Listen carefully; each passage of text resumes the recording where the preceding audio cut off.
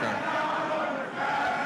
honorable members of this august House, Your Excellency, the Vice President, Jane Nana Opoku-Agyeman, Your Lordship, the Chief Justice, the good people of Ghana, friends of the media, ladies and gentlemen, and let me proceed on the protocol so well established by the Speaker and say, distinguished guests, ladies and gentlemen. It is both a profound honor and a constitutional duty to appear before this august House to deliver a message on the state of the nation as required by Article 67 of our Constitution. I do this with the perspective and through decades of public service, including my time in this very chamber as a member of Parliament representing Bole Bamboy, and my previous term of office as President of the Republic from 2012 to 2017. My journey in public service, like that of our nation, has not followed a straight path.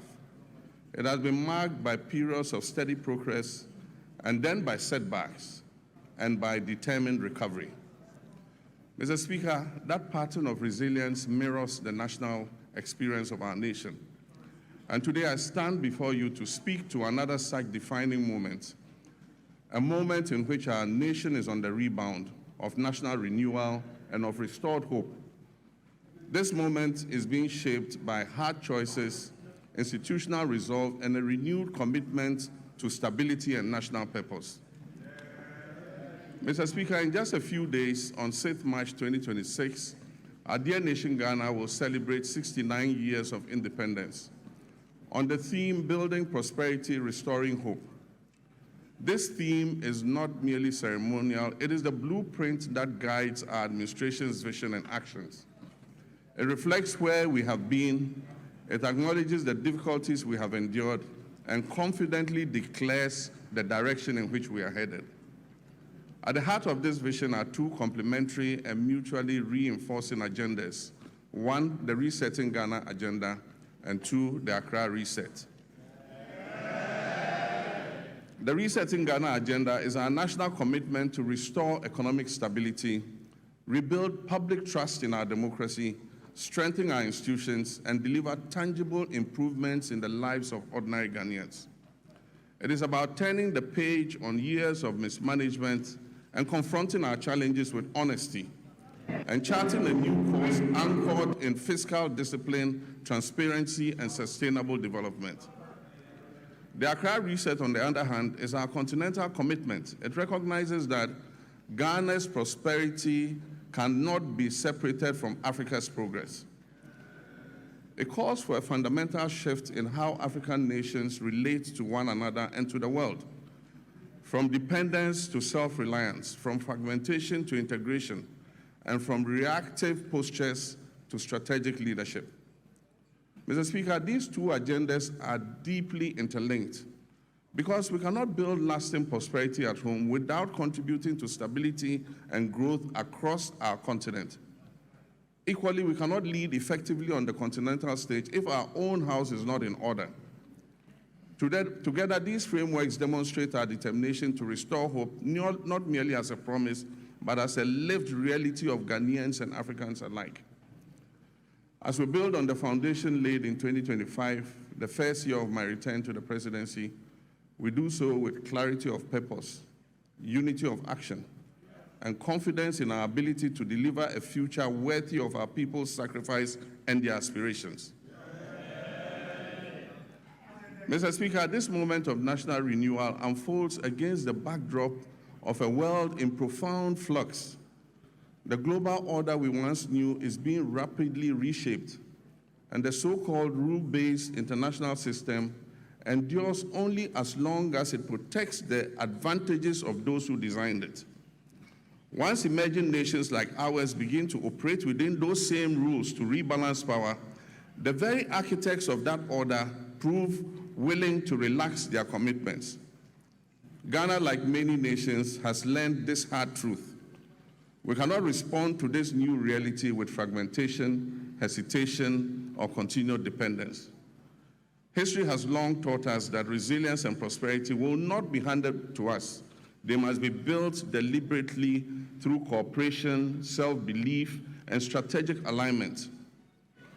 This era ahead demands that Africa must move from a posture of dependence to one of collective self-reliance. Mr. Speaker, it is in this spirit that Ghana has sought to play a convening and catalytic role on the continent. In the middle of last year, our capital, Accra, hosted African heads of state, policymakers, and development partners for a landmark health sovereignty summit. Together, we charted a new roadmap for healthcare financing and collaboration among African nations. And that message was clear. Africa must take ownership of its health security, pool its resources, deepen collaboration, and design financing solutions that reflect our realities rather than external prescriptions. Strong economies require healthy populations, and health sovereignty is inseparable from economic sovereignty. The same logic applies to trade, industry, and economic growth.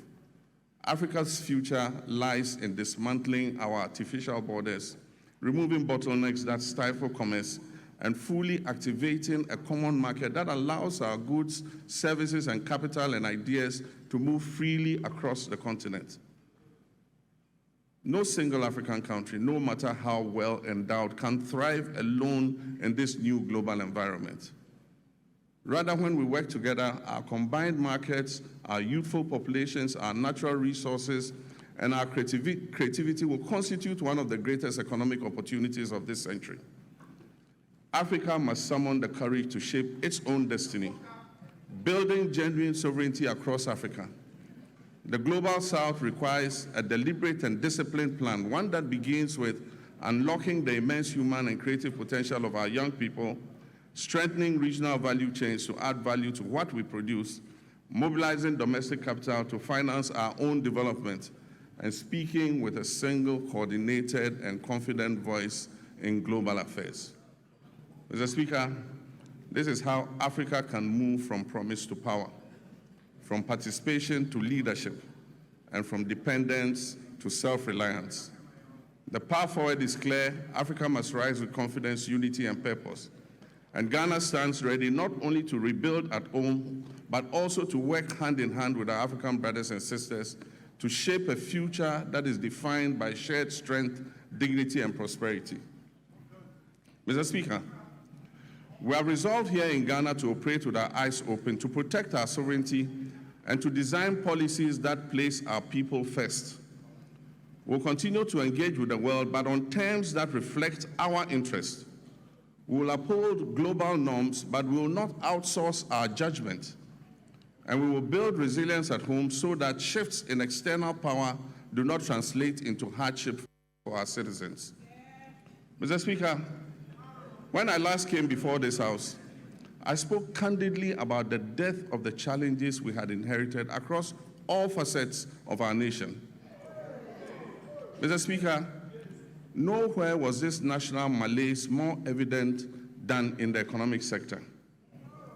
We inherited an economy in severe crisis, burdened by unsustainable debt, high inflation, a rapidly depreciating currency, and an escalating cost of living crisis that had left our citizens reeling from unimaginable hardship caused by years of general imprudence and reckless management of the economy. Mr. Speaker, I was clear from the outset that recovery would not come easily. But I was also clear that I will stop at nothing to turn this situation around and bring relief to Ghanaians. I promised then that just as I have confronted and overcome crisis in the past, I'll reset our economy and return us to a path of growth, progress, and development. Mr. Speaker, I told this August House then, when I appeared before you last year, that we would have to take tough, prudent, and necessary decisions to restore stability and credibility. Today, Mr. Speaker, I can say to you with confidence, Ghana is back. Ghana is working again. And Ghana is open for business. The fundamentals are improving, and the path to sustained acceleration is very clear to everyone. From the outset, we resolved to choose discipline over waste, reform over excuses, and stability over speculation. As a responsible government, our first order of business was to halt the economic hemorrhaging and restore order to our public finances. We tightened expenditure and commitment controls. We improved payables reporting and conducted a comprehensive audit of 2024 commitments to restore credibility and discipline. Mr. Speaker, these measures have begun to deliver some of the most remarkable economic outcomes in decades. Mr. Speaker, as we approach the celebration of our 69th independence anniversary, we do so not only with pride in our past, but also with renewed hope for our future. We are building prosperity through sound policy, responsible governance, and inclusive growth. We are restoring hope by delivering on our promises and proving that good leadership makes a measurable difference in our people's lives. The Resetting Ghana agenda is working. The Accra Reset is gaining momentum. And together they are laying the foundation for a stronger, more resilient, and more prosperous Ghana. Mr. Speaker, our nation is on the runway. It is in takeoff mode. And you are all advised to fasten your seat belts.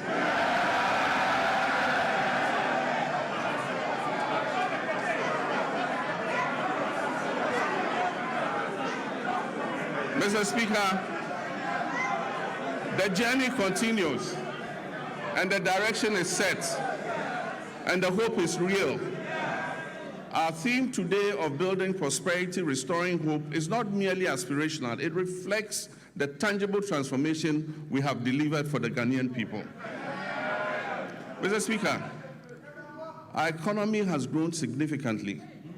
In 2025, Ghana's GDP is expected to reach $113 billion, an increase from $83 billion at the end of 2024.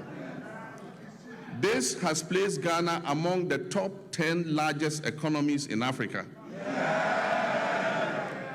Mr. Speaker, average GDP growth for the first 3 quarters of 2025 is reported at 6.1%.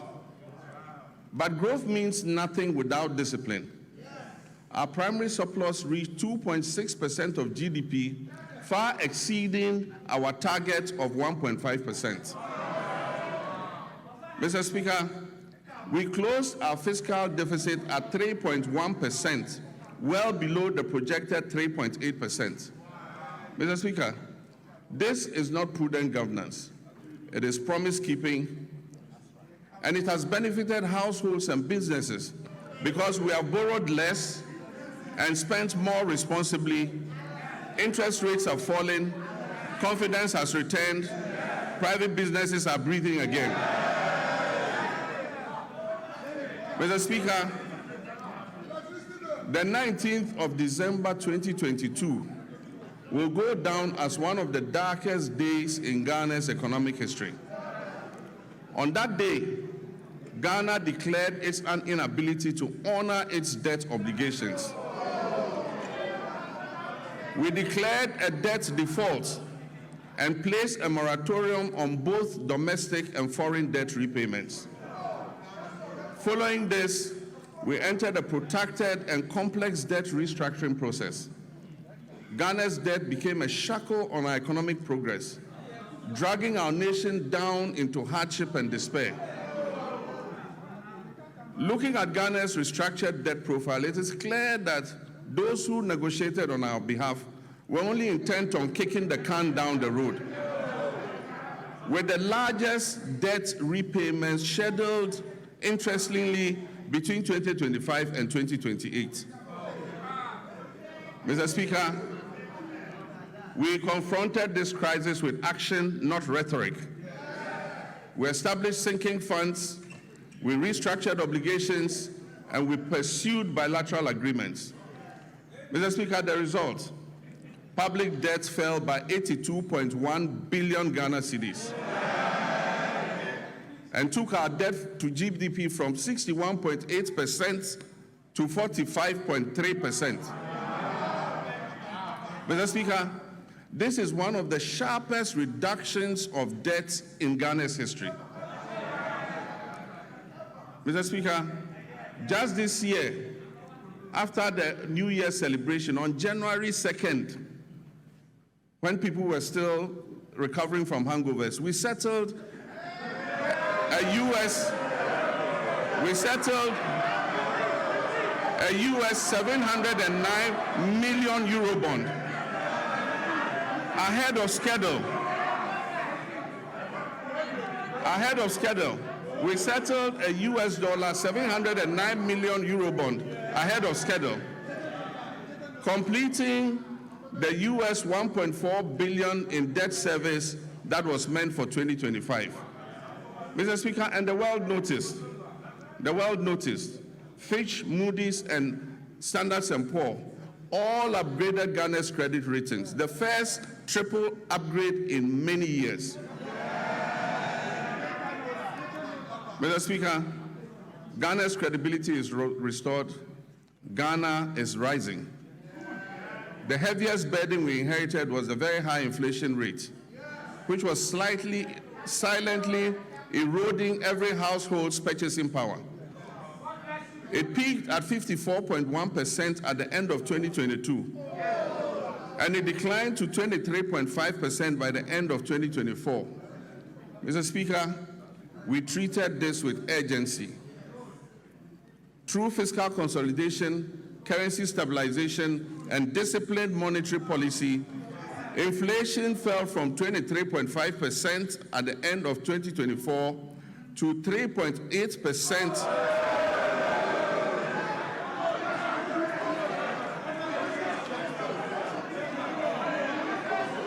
Mr. Speaker, inflation fell from 23.5% at the end of 2024 to 3.8% over 13 consecutive months by January 2026. Mr. Speaker, and very interesting, food inflation, which had been the main driver of the upward pressure on inflation, fell by 26.6 percentage points. Inflation for locally produced goods fell by 22.6 percentage points. Mr. Speaker, these are not just statistics. These translate into the reality of a parent being able to put food on the table for their children. It translates into the reality of businesses thriving and creating opportunities for Ghana's young people. Mr. Speaker, petrol prices dropped from 15.2 Ghana cedis to 10.7 cedis per liter. And only recently, it dipped below the 10 cedi mark to 9.97. Diesel fell from 15.4 to 11.3. And this brought relief to our nation's 3.7 million car owners and the tens of millions of Ghanaians who depend on transport daily. Mr. Speaker, to the interesting part.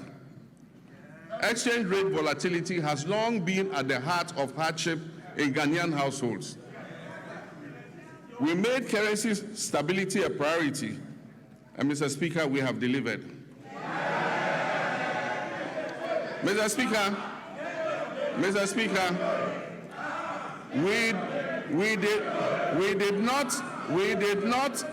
we did not arrest the dollar. We strengthened the cedi to put up a good fight against the other currencies.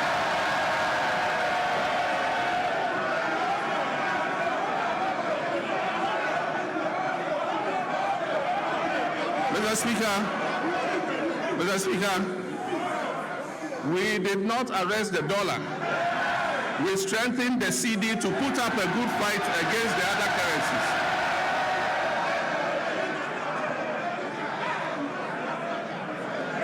And I'm pleased to report to this House that the cedi appreciated by 40.7% against the US dollar and by 30.9% against the British pound and by 24% against the euro. Mr. Speaker, Ghana's economic turnaround is broad-based and comprehensive. All sectors of the Ghanaian economy have witnessed remarkable improvement in our first year in office. And most importantly, Ghana's economy has surpassed the 100 billion mark for the first time. And as I said, it is projected to place Ghana among the top 10 largest economies in Africa. Mr. Speaker, our reserves currently stand at $13.8 billion from $8.9 billion at the end of 2024. This covers 5.7 months of import. A key driver of this development has been the establishment of the Ghana Gold Board.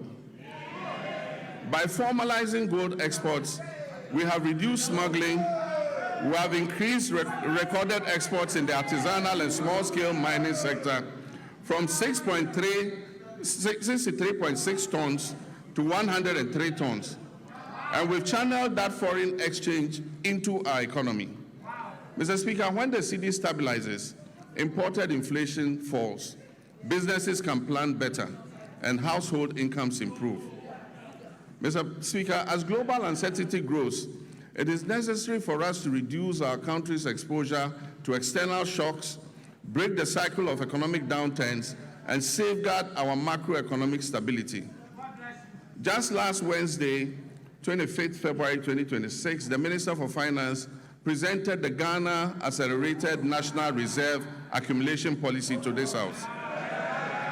Mr. Speaker, this policy seeks to strengthen our country's external resilience by increasing our international reserves to 15 months of import cover by the end of 2028, supporting long-term structural transformation while safeguarding macroeconomic stability. Mr. Speaker, it is forecast that gold prices will remain high over the next 3 years. And so this presents us with a unique opportunity to build an economic war chest to withstand any global economic shocks, to secure our macroeconomic stability and improve the standards of living of our citizens and build a lasting prosperity for future generations. This is what the GANRAP policy seeks to achieve. Mr. Speaker, we abolished nuisance taxes that were levied on Ghanaians between 2017 and 2024. These included the e-levy, the betting tax, the emission tax, the COVID levy, and so forth. Mr. Speaker, we have reformed VAT comprehensively. One, by abolishing the 1% COVID-19 levy, decoupling Get Fund and NHIL from VAT, reducing the effective VAT rate from 21.9% to 20%, raising the VAT threshold to 750,000 Ghana cedis to exclude petty businesses, and extending zero rating on textiles up to 2028. Mr. Speaker, these fiscal reforms have effectively put 6 billion Ghana cedis back into the pockets of Ghanaians. Interest rates have fallen from above 30% to currently between 18 and 20%, freeing up credits for businesses and households. And according to the Ghana Statistical Services, over 1 million Ghanaians have found employment between Q1 and Q3 of 2025. Mr. Speaker, and 950,000 Ghanaians have escaped multidimensional poverty over the same period. Mr. Speaker, I'm pleased to report that our external position has strengthened significantly. By December 2025, our current account recorded a surplus of 9.1 billion, representing 8.1% of our GDP. This is a remarkable increase from 1.5 billion or 1.8% of GDP in 2024. These achievements have been driven by robust gold, cocoa, and non-traditional exports, and increased remittance inflows. This improvement demonstrates that our economy is gaining strength and resilience again on the global stage. We've moved decisively from planning to action on our flagship 24-hour economy and accelerated export development program. This was officially launched in 2025, and this transformative initiative is designed, 1, to unlock round-the-clock economic activity, 2, deepen our value chains across key sectors, 3, boost productivity and support export growth, and 4, create quality jobs in agriculture, manufacturing, logistics, and services. Mr. Speaker, I want to thank this August House. On 6 February 2026, this House passed the 24-Hour Economy Authority Bill. This has established the regulatory framework and the legal mandate that was necessary for full implementation. Last week, at the cabinet meeting held, I had the honor of signing this historic legislation into law. All is now set for takeoff. This is the boldest economic transformation initiative in Ghana's recent history. Mr. Speaker, in this year's budget, 110 million has been allocated to begin the setting up and implementation of the 24-Hour Economy Authority. These resources will enable businesses to operate beyond traditional business hours. They will attract investment through strategic partnerships with the Development Bank of Ghana and the Ghana Infrastructure Investment Fund, and will strengthen the foundations for sustained growth and job creation, especially for our young people. This is about building prosperity and restoring our people's hope through concrete action. Mr. Speaker, a nation that does not learn from past mistakes cannot get out of the cycle of problems that impose hardships on its citizens. We've just begun to emerge from the most devastating economic crisis in our nation's recent history. This crisis was triggered by general financial indiscipline, huge deficits, and massive debts that were occasioned by persistent and unbudgeted expenditure to meet the ends of convenient politicking.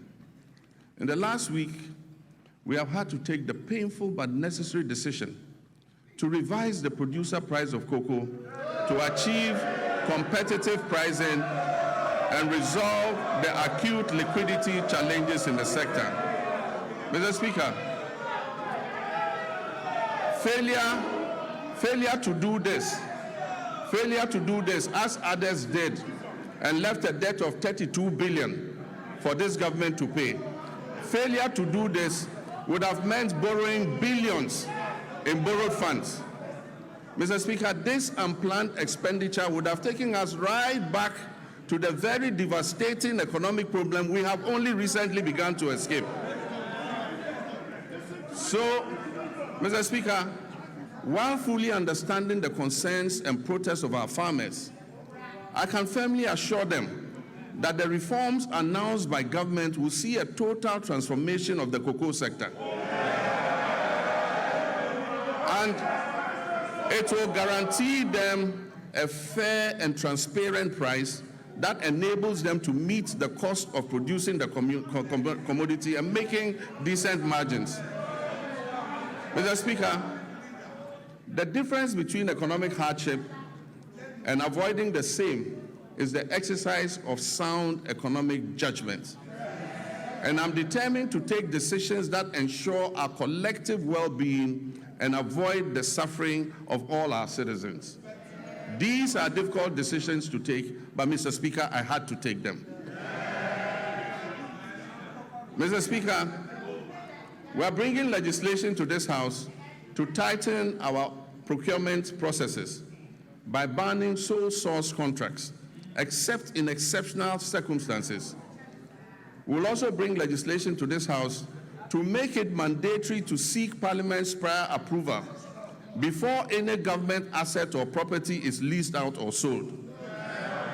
This includes lands and state enterprises.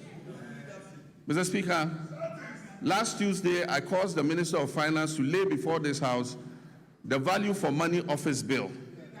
This is a landmark measure, a fulfillment of yet another campaign promise to the good people of Ghana. And this is designed to decisively end waste, inflated contracts, abandoned projects, and chronic cost overruns that have for far too long drained the public purse. All these measures are intended to improve public trust and accountability. Mr. Speaker, in January 2025, we inherited an energy sector on the brink of collapse that had been precipitated by a severe financial crisis. The sector was burdened with a staggering debt of 80 billion Ghana cedis, strengthening the operational viability of key power producers. The 500 million World Bank partial risk guarantee, a critical risk mitigation instrument that was established in 2015 during my first term to safeguard the nearly 8 billion of private sector investment that was put into the offshore Cape Trade Points field, had been fully drawn down and exhausted due to prolonged non-payment for gas consumed. Mr. Speaker, at the distribution level, the Electricity Company of Ghana was plagued by high commercial and technical losses, collecting only 62% of the energy it purchased from generators and declaring less than 50% of its collection into the cash waterfall mechanism. Mr. Speaker, the result was severe liquidity shortfalls and power challenges throughout 2024. In the petroleum sector, years of policy inconsistency, regulatory inefficiencies, a lack of transparency, prolonged licensing processes, and unresolved legal disputes over field unitization had eroded investor confidence. Consequently, crude oil production declined by approximately 32% between 2019 and 2024. It fell from 71.4 million barrels per day to 48.2 million barrels. Mr. Speaker, I'm pleased to announce that as of December 31st, 2025, government has fully repaid and restored the entire 500 million World Bank guarantee, including interest. This has reinstated the facility in full and reaffirmed Ghana's standing as a credible and reliable partner on the global stage. Mr. Speaker, I can also announce that we are paying for every gas we are consuming today. In addition, between January and December 2025, through carefully coordinated policy actions, the government settled all outstanding gas invoices that were owed to ENI and Vitol, amounting to approximately $500 million. And so Ghana is now fully up to date with its gas consumption obligations to the Sankofa partners.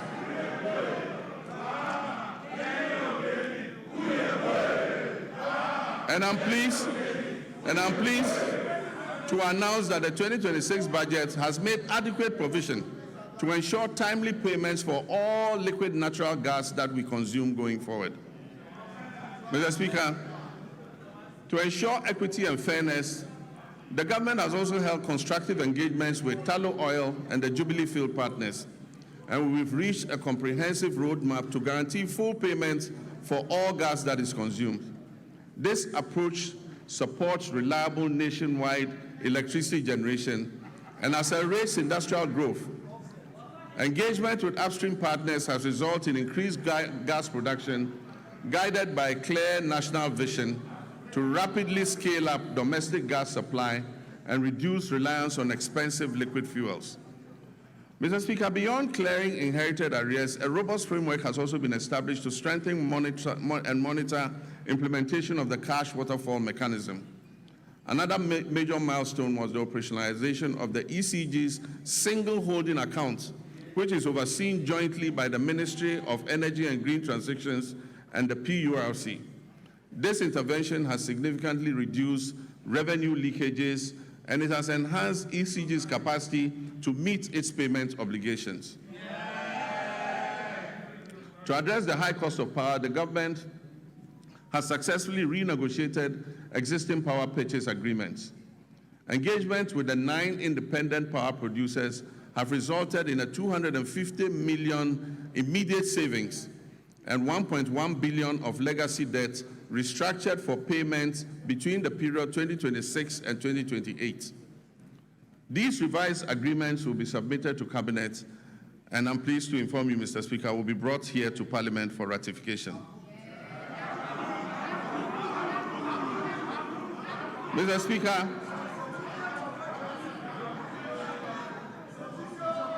under the Rural Electrification Program, 200 out of the 400 targeted communities have been connected to the national grid, with a further 100 at various stages of completion. The national electricity access for Ghana today stands at 89.05. We are committed to ensuring that every Ghanaian has access to reliable, affordable electricity. It is worrying that the Electricity Company of Ghana continues to experience high power losses, with reports indicating that around 25% of generated power is lost. To address this phenomenon and anchor the gains we have made, adopting private sector participation, particularly in billing and collection, is the most effective way to significantly reduce these losses. Cabinet has approved the multiple lease method for concessions in the distribution utilities, and work is ongoing to implement this critical reform. Mr. Speaker, the Bui Power Authority has completed an additional 50 megawatts of solar power. In the distributed solar sector, 30 megawatts was achieved through rooftop installations, bringing our total installed capacity to 250 megawatts of solar, and this represents 5% of renewable energy in our entire generation mix. A few months ago, I broke ground for a 200 megawatt solar power project at the Dawa Industrial Zone, with the first 100 megawatts scheduled for completion in December 2026. The Ministry of Energy and Green Transitions is constructing 35 mini-grids to serve 47 islands and lakeside communities in the Oti, Savannah, and Bono East regions. The ministry will also supply 12,000 new smart net meters from the end of the first quarter of this year, 2026.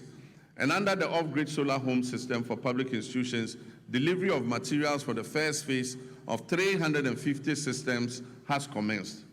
It means that public institutions are going to be fitted with solar to reduce their power consumption. Mr.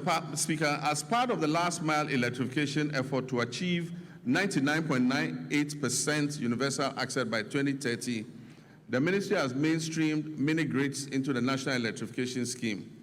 Consequently, a feasibility study for the Afram Plains North District was completed for 100 communities to receive solar power, bringing the total number of islands and lakeside communities in the Afram Plains North and South to 150 that are ready for mini-grid solar electrification. I'm pleased to announce that the African Development Bank has committed to providing $100 million to fund the construction of renewable energy-based mini-grids for these communities. Mr. Speaker, we've signed a memorandum of understanding with the Jubilee and Tenfield partners to commit another $2 billion to additional investment in the Jubilee field.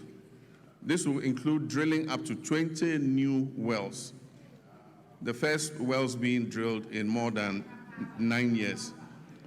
Mr. Speaker, there's a second memorandum of intent with the OCTP partners, that's ENI and Vitol, to commit $1.5 billion of additional investment in the OCTP field in the Cape 3 Points Block 4 contract area, among others.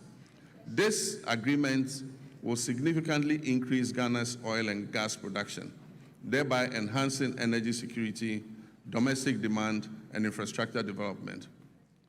Mr. Speaker, we're on course to revitalize the Ghana Cylinder Manufacturing Company through a strategic partnership with the National Petroleum Authority, Ghana Gas, and the Ghana Commercial Bank. This will boost production, ensure a steady supply of safe LPG cylinders, and strengthen local manufacturing. Mr. Speaker, I'm also pleased to announce to you that Tema Oil Refinery is back.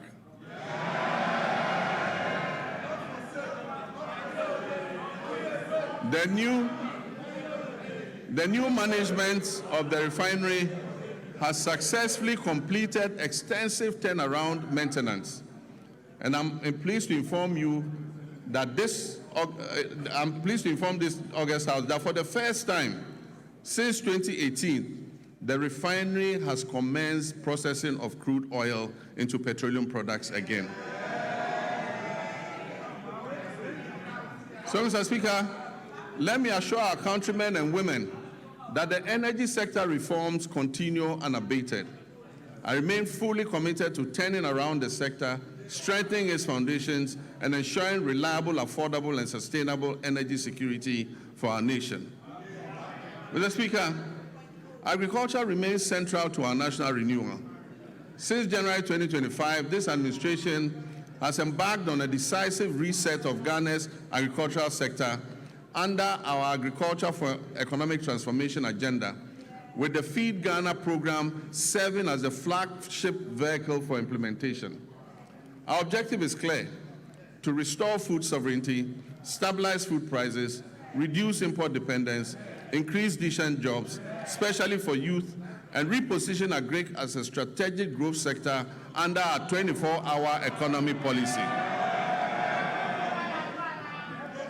Mr. Speaker, as of January 2025, food inflation stood at 28.3%, following an unprecedented peak of 61% in January 2023. This situation placed severe pressure on households and undermined national stability. Today, food inflation has declined significantly to 4.9%, and this has provided relief to Ghanaian families and businesses. Mr. Speaker, this year we have committed 300 million Ghana cedis to the National Food Buffer Stock Company to mop up excess produce, to stabilize prices, and build a strategic national food buffer against emergencies, marking the first time Ghana has deliberately built a food reserve for national resilience. Over 413 institutions, from basic schools through to tertiary institutions, have been registered and are actively participating in the Feed Ghana program. Institutional farming is currently being undertaken by the Ghana Armed Forces, the Ghana Prison Service, the National Service Authority, basic and second cycle schools, public universities, and faith-based organizations, including churches and mosques. A key pillar of the Feed Ghana program is the home gardening initiative. Across the country, families are being encouraged to grow vegetables at home and in their communities to reduce food expenditure, improve household nutrition, and enhance food availability. The Feed Ghana program is also firmly anchored on irrigation for wealth creation. Government is deliberately shifting our agriculture from rain-fed dependence to irrigation-based farming to support year-round production and also strengthen our climate resilience. And so over the past months, processes have begun for the following interventions: the construction of 2 new mega dams, the rehabilitation of 8 existing irrigation dams, and the construction of 250 solar-powered boreholes for farming communities and schools across the Northern Belt and Brong-Ahafo regions. In addition, major irrigation schemes, including the Via, Weta, Tanoso, Bong, Ashaman, and Aveime, are undergoing rehabilitation, while new inland valleys covering over 1,300 hectares are being developed to expand rice production. Under the Global Agriculture and Food Security Program, we've launched a 20 million agro-input distribution project to strengthen food and nutrition security across the Northern Savannah Ecological Zone. This project is being implemented in 12 districts across 6 regions, with a target of 50,000 farming households, including 30,000 women and youth. It will support the production of key staples such as maize, rice, soya bean, cowpea, granules, while promoting year-round vegetable cultivation through solar-powered micro-irrigation schemes for farmers groups and selected schools. The project is also supporting backyard and commercial poultry production, as well as the distribution of fertilizer and certified seeds to participating districts. This will help strengthen the poultry value chain. We're working to fulfill the promise of establishing farmer service centers across the country to modernize agriculture. Procurement processes are underway for a total of 660 tractors, 400 combined harvesters, and other agricultural equipment and implements. The first 11 farmer service centers will begin construction this year and will provide affordable access to land preparation, harvesting, storage, input supply, extension services, and equipment leasing, especially for smallholder farmers. Mr. Speaker, in the next 2 weeks, I'm going to cut short for the first farmer service center in the Afram Plains. Mr. Speaker, agricultural extension remains the backbone of productivity, and to address the current gap between farmers and extension officers, 540 motorbikes have been procured to improve extension coverage. 150 of those bikes have already been distributed, and we're employing 400 Feed Ghana district coordinators nationwide, while 10,000 young Ghanaians are being enrolled under a 4-year National Service Agripreneurial Program with annual absorption into permanent employment. So far, 3,000 youth have been posted by the National Service Authority under the Agripreneur Program. This intervention is strengthening frontline service delivery and creating employment opportunities for young people. We're also placing farmer cooperatives at the center of our agricultural transformation plan. As of October 2025, 70,000 community commodity-focused farmers cooperatives had been established nationwide. And they are serving as platforms to access inputs, mechanization services, climate advisories, aggregation, and fair market negotiation. Government is actively linking farmers to agro-industrial investments to stabilize prices, create jobs, and accelerate Ghana's journey towards food security. A major highlight of this effort is the 154 million Ghana-Italy irrigated commercial farming project to establish a 10,000-hectare irrigation model farm to produce rice, maize, soya, and tomatoes. All produce from this project will be sold locally. This intervention is strategic and designed to fast-track progress towards food security, ensure a reliable supply of raw materials for agro-processing, and reduce Ghana's dependence on food imports. Mr. Speaker, other key initiatives under the Value Addition and Agro-Industrial Drive include rice processing facilities in the Upper East and Upper West regions, poultry feed production facilities in Ashanti, cashew and onion processing facilities in Bono East. In addition, a 40-ton per day soya processing plant is being established in northern Ghana to support soya bean farmers and reduce their feed costs.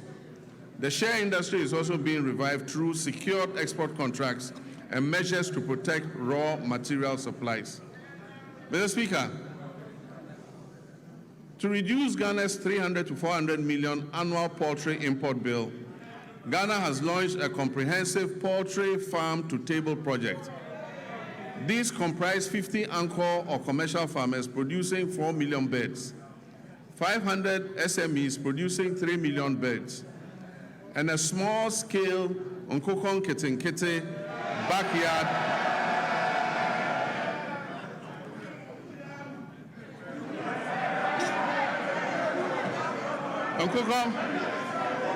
and a small-scale Nkokon Kete backyard poultry program that is targeting 3 million birds nationwide, with emphasis on women and young children. Mr. Speaker, the Nkokon Kete program is underway as I speak. And the target is to reach 60,000 households. Even before I launched the Nkokon Kete program, 720 birds had been distributed during the pilot phase to 13,000 farmers in 12 districts. I recently opened a poultry processing factory in Bichim to support expected production growth in the poultry sector. Mr. Speaker, education is important and it remains pivotal to our national transformation agenda. In this regard, the year 2025 was both eventful and momentous for Ghana's education sector. I'm pleased to report that all the flagship initiatives and commitments that were contained in our Reset Agenda Manifesto have been faithfully honored during the year under review. The No Fee Stress initiative was successfully launched in Koforidua, and as I speak has benefited over 152,000 young people, first-year students in public tertiary universities. The number of beneficiaries this year is projected to reach 220,000 first-year students. In collaboration with the Student Loan Trust Fund, I have good news for law students. Law students in Ghana will also be now, Mr. Speaker, the free tertiary education policy for persons with disability has also been launched and is now fully benefiting all eligible persons with disabilities enrolled in our tertiary institutions nationwide. Mr. Speaker, the 2025 academic year saw a stable, uninterrupted supply of quality food to all our schools under the free senior high school program. Mr. Speaker, to further deepen coordination, accountability, and effectiveness in the education sector, this Honorable House passed several important pieces of legislation. These include: 1, the Kwame Nkrumah University of Science and Technology Bill 2025, the Ghana Scholarships Authority Bill 2025, the Change of University Names Bill 2025, the University for Development Studies Bill 2025, and the Ghana Education Trust Fund Bill 2025. To enhance private sector participation in the tertiary education sector, new legislation will be introduced in this House to ease regulatory bottlenecks and remove the requirement to charter, making it optional. Mr. Speaker, basic education remains the critical entry point into our education system. It is at this level that children acquire foundational literacy, numeracy, critical thinking, and problem-solving skills, upon which all future learning depends. Government understands the importance of the basic sector and is therefore undertaking a major policy shift to rebalance our education investments in favor of basic education. As part of this shift, the standards-based curriculum for kindergarten to primary 6 is currently under review to incorporate robotics, coding, and the responsible integration of generative artificial intelligence.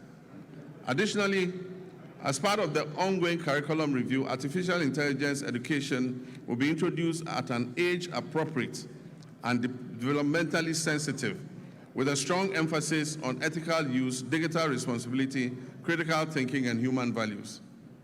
Mr. Speaker, in response to the persisting challenge of schools under trees, this government has programmed a bold and decisive intervention for the 2026 financial year.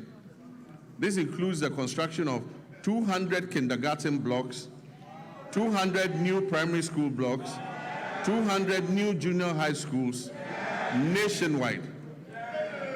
And I'm further pleased to inform this House adequate allocation has been done in the 2026 budget. I'm further pleased to inform this House that the government has fully cleared all outstanding capitation grant arrears owed to the public basic schools, as well as clearing all outstanding arrears of BEC exam registration subsidies due to the West African Exams Council. For previous years, the legacy debts to West African Examinations Council have all been cleared. Mr. Speaker, education for learners with special needs is not only a moral right, but also a sound, pragmatic investment. And it promotes equity and strengthens social cohesion. In recognition of this, the amended Get Fund Act has established a dedicated, sustainable funding framework to implement free education for learners with special needs, beginning in the 2026 academic year. Government has also increased the daily feeding grant for students in public special schools from 8 cedis per day to 15 cedis per day. This significant increment reflects our resolve to address the unique nutritional and health needs of learners with disability. In addition, Mr. Speaker, will construct a modern state-of-the-art special needs school in Ho in the Volta region, and will rehabilitate and upgrade the existing special needs schools in Okropong, Ekwapim, in fulfillment of our pledge also to provide free sanitary pads to schoolgirls as part of efforts to improve menstrual hygiene and reduce absenteeism among female learners. A total of 12.2 million packets of sanitary pads were distributed to girls in public schools across the country in 2025. Mr. Speaker, we allocated in this year's budget 292.4 million Ghana cedis to sustain the free sanitary pad initiative. This commitment aims to remove gender-specific barriers to education and ensure that no girl's education is interrupted due to challenges related to her menstrual hygiene. Mr. Speaker, as part of efforts to decongest senior high schools and increase access and ensure parity in educational opportunities, government is going to convert and upgrade 30 Category C secondary schools to Category B, and convert and upgrade 10 Category B schools to Category A. In addition, facilities in Category A schools are going to be upgraded and expanded to be able to take in more children. Technical and vocational education and training remain a critical pillar of our strategy to address youth unemployment and accelerate skills development. Government will construct 6 brand new regional TVET centers of excellence across the country to equip our young people with practical, industry-relevant skills aligned with the demands of the evolving job market. We're also undertaking a review of the national curriculum to align with the OECD Future of Education and Skills Framework. This will make TVET education more adaptive and resilient. Mr. Speaker, to expand access to higher education and support balanced regional growth and meet the rising demand for quality tertiary education, we've entered international partnerships to establish 2 new public universities, one in Kentapo in the Bono East region, another in Jasikan in the OT region. I'm happy to announce also that a grant has been sourced from China to establish a new public university in Damango in the Savannah region. Mr. Speaker, technical universities play a critical role in closing the skills gap and reducing youth unemployment by delivering high-quality, industry-aligned and practice-oriented training within a broader policy framework that stimulates labor demand. In this regard, government is going to establish 3 new technical universities to strengthen skills development, enhance innovation, and support national industrialization efforts. Mr. Speaker, the Teachers Housing Initiative is a joint effort involving district assemblies, Common Fund, Get Fund, NATS, and JESOPs. And the aim is to build 50,000 housing units for teachers. This initiative is called the Teacher Dabre, maybe a Teacher Beda.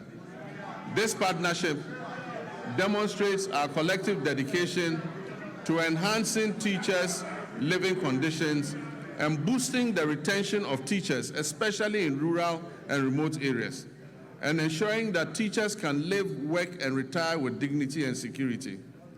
Mr. Speaker, by prioritizing equitable access and expanding infrastructure, we're investing in human capital and laying the foundation for a Ghana where every child can learn, grow, and succeed. Mr. Speaker, our health system. By January 2025, our health system was under severe strain. Aging and deteriorating equipment, stalled hospital projects amounting to 15 billion Ghana cedis in liabilities, and growing workforce pressures had weakened service delivery. Over the past year, donor support to our health sector declined sharply from 19% of our total health budget to just 2.2% today, creating an annual financing gap of more than 2.4 billion Ghana cedis. The withdrawal of support from programs previously financed by partners such as the US aid exposed the vulnerability in essential supplies and services, particularly in remote and underserved communities. Faced with these realities, my government chose to act decisively. In 2026, direct government funding for health will account for about 72% of our total health spending.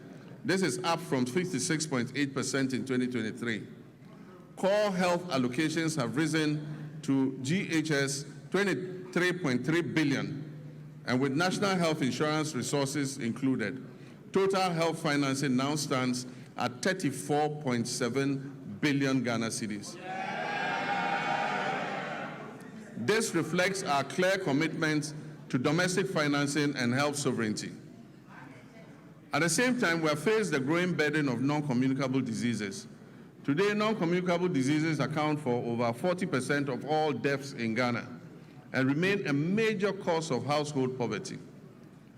To address this, the government established the Ghana Medical Trust Fund, otherwise called Mahama Cares.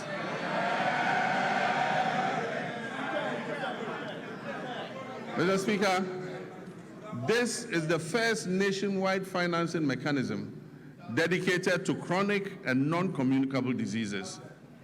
Mr. Speaker, the National Health Insurance Levy has been uncapped. Claims payments are now timely, with facilities no longer waiting more than 6 months, as happened in the past, for payment to be made. We're also finalizing measures to increase provider tariffs by over 100% to reflect the realistic cost of health treatment. As a result of the increased trust, NHIS enrollment has risen from 57% at the start of 2025 to 66% today. Mr. Speaker, Ghana's health workforce density has risen from 16.6% per 10,000 people in 2025 to nearly 42 per 10,000 today, while public sector health employment has doubled to approximately 200,000 workers. And yet, significant challenges remain. At the beginning of 2025, when we took over, 103,000 trained health workers were still awaiting placement, employment, or enrollment onto the payroll. Over the past year, 13,500 nurses and midwives, along with hundreds of doctors and pharmacists, have been absorbed into the public payroll. Nursing trainee allowances have been regularized and restored. Application fees have been reduced, and the no-fee stress initiative introduced to ease access to training has been extended. Service conditions are being implemented to boost morale and retention. Looking ahead, government will expand recruitment and take necessary action to add more health workers onto the payroll. We will also correct the maldistribution of health workers through targeted incentives for health workers who agree to serve in underserved areas. Let me use this opportunity to appeal to our gallant health workers to accept postings to our underserved areas, seeing as it is a national call to duty, while we work to ensure that they have an enabling environment to do their work. Mr. Speaker, we will also scale up specialist and advanced nursing training to match the country's changing disease profile. New post-basic nursing programs in cardiology, nephrology, endocrinology, and oncology will be introduced. While the two existing ones, emergency and critical care nurses, will be scaled up. At least 30 nursing training institutions will transition to competency-based degree curriculums, supported by new scholarship opportunities for PhD-level training for nurses and allied health professionals. Mr. Speaker, on health infrastructure, my government remains firm in its commitment not to abandon unfinished projects. We'll continue to retool facilities, strengthen emergency and disease surveillance systems, and ensure that health infrastructure is properly aligned with staffing, equipment, and financing. In 2026 budget, provision has been made to commence regional hospitals in Oti, Savannah, and the Western North regions. This will expand access to quality care. Aligned with the reset agenda, we're making strategic investments in local pharmaceutical and vaccine production. The government has allocated 50 million in seed funding to the National Vaccine Institute. And in 2025, a local manufacturer secured market authorization to produce snake venom antiserum right here in Ghana. We're also finalizing steps to implement an advanced market commitment to prioritize locally manufactured vaccines and pharmaceuticals in public procurement. Production of the tetanus diphtheria vaccine is expected to commence this year through a partnership with an Indonesian pharmaceutical firm. Disease control remains our priority in our country's immunization financing. We will strengthen immunization financing. In 2025, the vaccine budget for children and pregnant women was increased by 46%, exceeding the 171 million Ghana cedis. And this enabled Ghana to fully and promptly finance all its vaccines and reduce the risk of preventable outbreaks. In 2025, we also introduced the HPV vaccine to protect young women and girls against cervical cancer. Mr. Speaker, Ghana's HIV prevalence rate is estimated at 1.6%. And as I speak with you, there are about 350,000 of our countrymen and women living with HIV and AIDS. Mr. Speaker, although prevalence is low, some population segments and regions have significantly higher incidence than the national average. The Ghana AIDS Commission has been tasked with ensuring the availability of testing and antiretrovirals. This year, government will fully roll out a free primary health care program, removing all cost barriers at the primary level where it is most needed, while strengthening prevention, screening, and health promotion, especially for non-communicable diseases. The Ghana Medical Trust Fund will be scaled up, and access to advanced cardiac care, including cardiac catheterization services at Tamale, Kolebu, and Komfo-Anokye Hospital, will be expanded to reduce overseas referrals and position Ghana as a center for specialized care in the sub-region, in line with our medical tourism objectives. Mr. Speaker, the Ministry of Health is expected to issue guidelines to eliminate the unacceptable no-bed syndrome. Patients facing medical emergencies must be received and given help, if even under makeshift conditions. You don't need to have a comfortable bed to save a patient. No patient must be turned away from any health facility they report to. Mr. Speaker, but in the meantime, government will expand capacity by implementing the Rich Hospital Phase 2 project to increase the number of beds at the Greater Accra Regional Hospital. We will also continue and complete the Police Hospital project, and also continue and complete the La General Hospital. Mr. Speaker, in the Ashanti region, we will complete the Sewa Regional Hospital. We will complete the Aferi Military Hospital. And we will complete the Komfo-Anokye Teaching Hospital Maternity and Children's Block. Mr. Speaker, we remain on course to build a stronger, more resilient, and more self-reliant health system for all Ghanaians. Mr. Speaker, roads are a very important sector. We inherited a burden of significant financial obligations and structural pressures in the road sector that had accumulated over the years. As of December 2024, outstanding payments on road projects financed through the consolidated fund stood at 21 billion Ghana cedis. These were certified works executed by contractors across the country for which payment had not been made. In addition, indebtedness to contractors that was lodged with the Ghana Road Fund Secretariat and awaiting payment amounted to 5.43 billion Ghana cedis. This figure excludes accruing interest charges, which continue to compound the state's financial exposure. Mr. Speaker, beyond these arrears, we inherited also contractual commitments, that is, signed contracts, totaling more than 104 billion Ghana cedis. These commitments represent signed contracts for road projects at various stages of execution, many of them without corresponding secured funding to guarantee timely completion. By the end of 2025, the Ministry of Finance and Roads had cleared arrears amounting to almost 10 billion Ghana cedis owed to road contractors.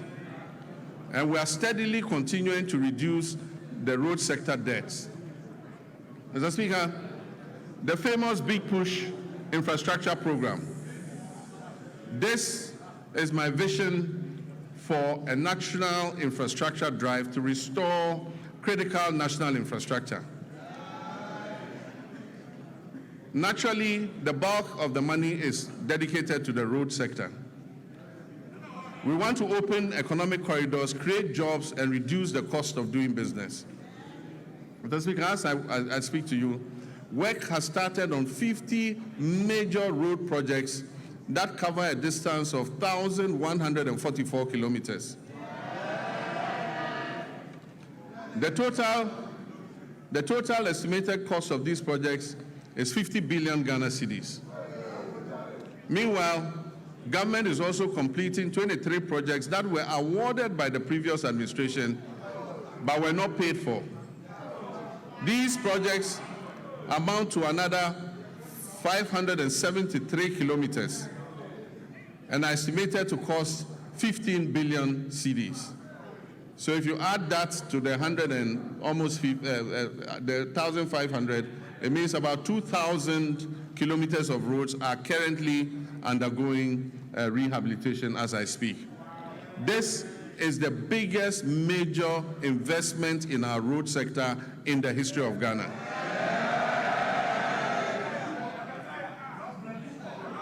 Across all 16 regions, 73 projects are advancing with significant visible progress expected by the end of the year. Some of these include Tepamaban-Goso, the Kumasi Bypass Road, Swami Interchange and Local Roads, Sunyani Outer Ring Road, Sampa Jinijini Road, Techima Nkonsia Winchi Road, dualization of Winneba Cape Coast Road, Kwau Tafo Adosu Road, Dodowa Afienya Dawenya, Bintiri Nakwanduri, Tamale Outer Ring Road, Wenchi Sola, Sola Wa, Bole Chache, Bole Town Roads, Navrongo Tumu, Tumu Han Lora, Atimpoku Ho, Ho Denu, dualization of Accra Aflao, dualization of Cape Coast Akrade, Dadieso Akontombra, to name just a few.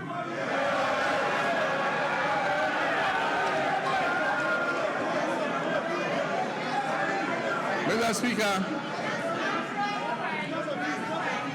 other feeder roads are Akosombo Jakiti Kudupe, Kudikope, Yeniam Junction Sedom, Apegusum Pakadan, Todome to Palime Gemini Road.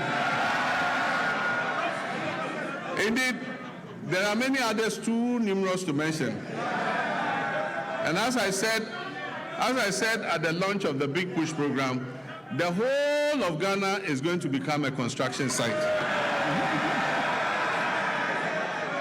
And Mr. Speaker, Ghanaians can already testify that serious road works are underway across the country.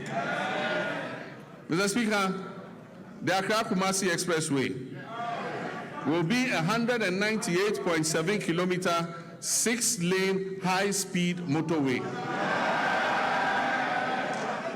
This expressway is designed to connect Ghana's two largest cities, Accra and Kumasi, and it will reduce the traveling time between Accra and Kumasi to approximately 2.5 hours. Mr. Speaker, this new alignment will have 8 interchanges and will be Ghana's first true expressway. And so government has established the Accra-Kumasi Expressway Limited, which is a subsidiary of the Ghana Infrastructure Investment Fund, as the concessionaire that will be mandated to design, to finance, construct, operate, and maintain the expressway, with the Ministry of Roads and Highways as the contracting authority. The project delivery is structured as a long-term concession of up to 50 years. Mr. Speaker, this expressway will be Ghana's first purpose-built expressway with limited access points, so goats and sheep cannot cross at any point. Mr. Speaker, it's designed for higher speed limits and modern safety infrastructure to reduce travel time and improve road safety. Preparatory activities, including feasibility studies, the detailed designs and cost assessments are currently underway. This major road construction work aims to improve mobility, safety, and trade while connecting communities to markets and essential services. Mr. Speaker, the Eastern Corridor. We aim to complete all unfinished segments of the Eastern Corridor Road by the end of 2027. Mr. Speaker, we'll continue and complete the 27.7 Accra-Tema Motorway and Extension Project. And this includes reconstructing the Accra-Tema Motorway into a 4-lane expressway with 3-lane service roads in both directions, and interchanges at Ashaman. Where you have the Ashaman underbridge, it will now be an interchange. There will be another interchange at Community 18 and Teshi Link. Mr. Speaker, it also involves remodeling the Tetekwashi interchange. Construction works are ongoing and progress is at 32%. Mr. Speaker, other important projects include the Kumasi Inner Ring Road, the Volivo Bridge over the Southern Volta River, the Dambai Bridge over the River Oti, and the Adoso Bridge over the River Afram at Eche Amanfrom. Mr. Speaker, the Ministry of Roads has received cabinet approval to reintroduce road tolls on our roads and our bridges. Mr. Speaker, this time using advanced technology to improve efficiency, transparency, and avoid leakages in revenue generation. Preparatory work is underway to ensure the reintroduction of tolling operations this year. Mr. Speaker, there is no doubt that an effective and efficient transport system is integral to any economic development plan. So to improve public transport services in the country, government is supporting Intercity SCC Coaches Limited, Metro Mass Transit Limited, and the private road transport operators to renew their fleets. Currently, a total of 300 buses have been procured to improve road transport. The initial batch of 100 buses is scheduled to arrive in the country by the end of the first quarter of this year. Mr. Speaker, in fulfillment of my pledge to re-establish a national airline, a 10-member task force established to oversee this initiative has submitted a business model and operational framework to guide the selection of a strategic partner for the new national airline. And this new national airline will take off soon, inshallah. Mr. Speaker, passenger traffic handled by the Ghana Airports Company increased to 3.625 million passengers in 2025. This was an increase from 3.4 million in 2024. In response to the rising passenger traffic and congestion at the Accra International Airport's new Terminal 3, we are remodeling Terminal 2 into a dual-purpose facility to serve both domestic and international flights. So when the remodeling of Terminal 2 is finished, all the domestic flights and some of the international flights will be moved to Terminal 2 so that we ease the congestion on Terminal 3. This will improve operational efficiency and enhance the overall passenger experience. Mr. Speaker, Accra's Terminal 3 remains amongst the best in Africa. A new concourse will link Terminal 2 and Terminal 3 so that passengers arriving in Terminal 2 and having to move to Terminal 3 won't have to come out and walk. They'll go through the concourse. Mr. Speaker, Terminal 3 is going to be supported by a new 7-story floor car park. It will also have an airport hotel and retail amenities to service the passengers. Mr. Speaker, runway expansion and overlay is currently being undertaken to strengthen the Accra International Airport's runway. Mr. Speaker, we will also begin work on new regional airports in Sunyani, in Bolgatanga, and Wa. In Sunyani, the current location of the airport is not appropriate to extend the runway, and so we have to move and build a new airport at a different location. Bolgatanga, the site has been acquired and work will commence. Wa also, we have to move the airport from where it is because it almost intersects the road and the airport slopes upwards, making it inappropriate for air travel. Mr. Speaker, we are also reverting the airport in Accra, the international airport in Accra, to its original name, the Accra International Airport. Even though NLC Decree 129 was passed, no effort or nothing was done to effect the clause in the decree that said that the airport should be renamed after Kotoka. So in all international records in ICAO and IATA, that airport in Accra, the international airport, remains named Accra International Airport. Mr. Speaker, we are working to fully operationalize the Tema-Mpakadang rail line to maximize passenger and freight traffic between Tema and the north using the Volta Lake waterway. The Western and Eastern railway lines will continue to be modernized in partnership with the private sector. These projects are aimed to support the efficient transport of container and bulk cargo to and from our ports, as well as to facilitate the efficient haulage of minerals from mines in Usuta, Awaso, and Yinehing to the Takrady port, while also providing passenger transport along the respective rail corridors.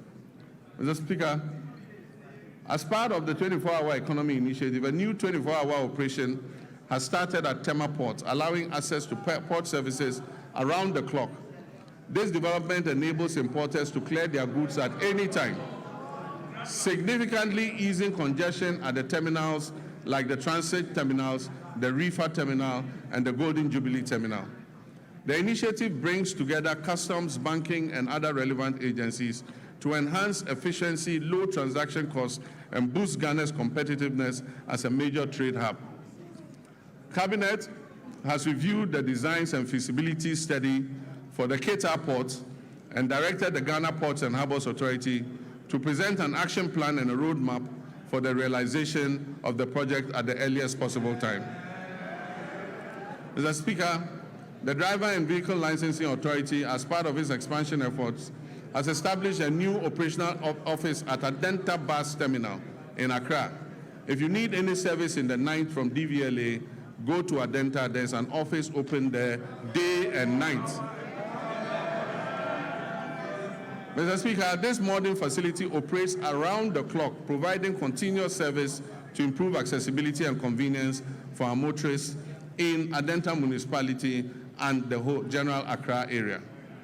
Mr. Speaker, communications is important, and under the Rural Telephony and Digital Inclusion Project, implemented through the Ghana Investment Fund for Electronic Communications, GIFEC, we extend voice and data connectivity to unserved and underserved communities.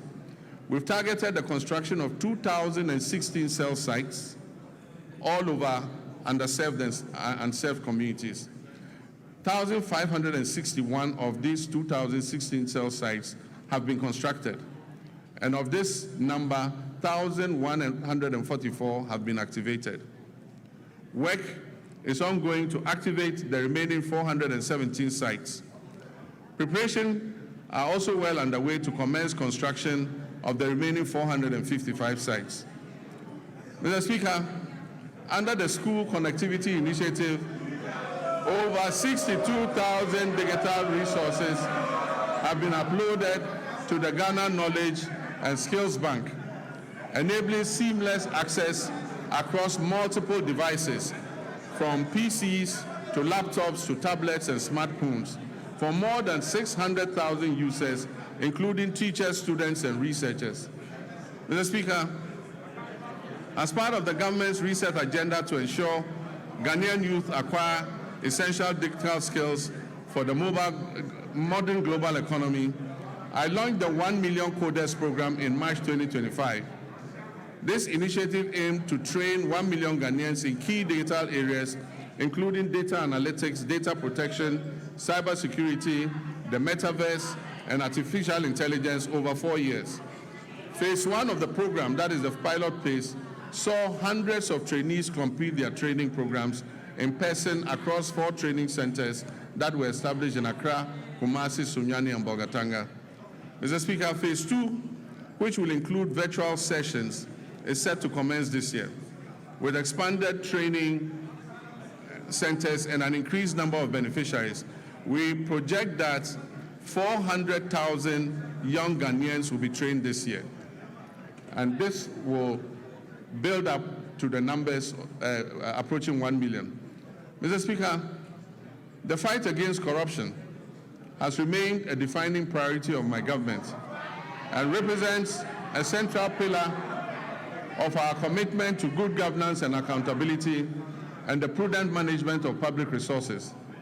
Mr. Speaker, we've made progress through strengthened collaboration among law enforcement agencies, financial intelligence institutions, and prosecutors.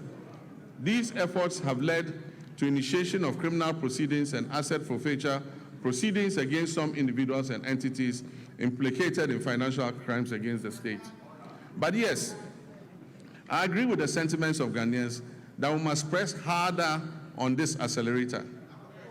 As of December 2025, IOCO has recovered more than 600 million Ghana cedis. The office has investigated 462 cases, with 15 currently under prosecution. It has dismantled transnational carjacking syndicates and has recovered 29 luxury vehicles that were stolen. Mr. Speaker, the government remains resolute that corruption will not be tolerated, regardless of status or political affiliation. The Attorney General's office will continue to use both criminal prosecution and non-conviction-based assets recovery mechanisms to ensure that stolen public resources are returned for national development. Mr. Speaker, I understand that a large majority of Ghanaians are impatient to see those who abuse their public trust in office held to account. Mr. Speaker, there were periods when, under military regimes and unconstitutional governments, extrajudicial means could be used to exact retribution against persons perceived as corrupt or who had abused the mandate given to them by the people. Mr. Speaker, this may have appeared as swift justice, but many regrettable excesses were recorded. In 1992, we overwhelmingly adopted the 1992 Constitution to accept governance by the rule of law. On 7th January, when I swore the oath of office before the people of Ghana, I swore to uphold the 1992 Constitution. I may be as impatient as everyone else to see justice done, but painstaking investigations must be conducted, dockets must be prepared, charges must be filed, and the accused must have their day in court, including appealing, even on the smallest point of law, to higher courts. This process is necessary to protect us all against abuse or ill treatment of citizens, and to ensure that only those guilty of offenses against the state are punished. As President Mills of blessed memory said, he said, and I quote, "The wheels of justice grind slowly, but they grind exceedingly fine." Mr. Speaker, let me reassert my determination to uphold the accountability of public office holders to the people of Ghana. We have laid the Public Officers Code of Conduct Bill before Parliament. This bill codifies the conduct of public officers and makes breaches thereof punishable. I wish at this juncture to thank His Lordship, the Chief Justice, for establishing additional specialized high courts to address breaches identified in the Auditor General's report. Mr. Speaker, the Constitution review process was conducted in a transparent and consultative manner, drawing on input from constitutional experts, civil society organizations, traditional authorities, religious leaders, political parties, and the general public. The review committee has submitted its comprehensive report containing detailed proposals to amend the Constitution to address identified weaknesses and make it more welfare enhancing. Mr. Speaker, the Attorney General's office is working closely with relevant stakeholders to translate the recommendations into implementable legal and constitutional proposals, which will be presented to this August House in accordance with constitutional procedures. Mr. Speaker, illegal mining continues to pose a grave threat to our environment, water bodies, public health, and national security. Mr. Speaker, prosecution of persons engaged in illegal mining has been intensified, with a renewed focus on dismantling organized criminal networks behind galamsey operations, rather than targeting only the little fish, low-level offenders. Mr. Speaker, in all these galamsey operations, there are big fish who never get caught. Mr. Speaker,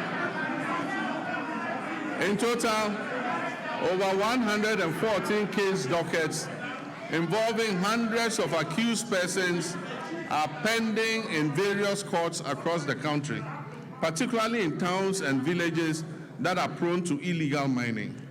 Specialized prosecutorial teams have been deployed to fast-track illegal mining cases, ensure the effective presentation of evidence, and pursue the confiscation and forfeiture of equipment and proceeds used in or derived from illegal mining. Mr. Speaker, when it comes to gender and social protection, my government will continue to ensure gender equality and equity, promote the welfare and protection of children's rights, and empower the vulnerable, the aged, and persons with disability for sustainable national development. Work is well advanced on the Women's Development Bank, for which a total of 401 million Ghana cedis has been allocated in the 2026 budget. The coming months will see a full rollout of this monumental policy to empower Ghanaian women and women-owned businesses economically and financially. Mr. Speaker, the Ministry of Gender and Social Protection has successfully honored all legacy leave payment cycles for 2025 and before, reaching 1.5 million people. It has also ensured the full implementation of the Ghana School Feeding Program in over 12,000 public schools across all 261 districts of this country.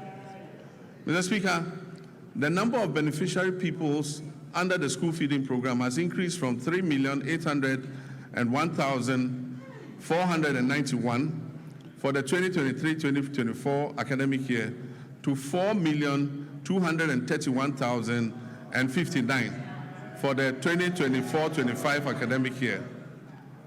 This program is providing gainful employment to 34,000 caterers and cooks nationwide. Mr. Speaker, in the security sector, Ghana faces evolving security threats. Our troops, services, and agencies have, however, remained firmly committed to strengthening national peace and security, which underpin our democracy, development, and social cohesion. This commitment encompasses internal security operations, international peace support missions, strategic investment in retraction and retooling and improvement in troops' welfare, recruitment, and capacity development.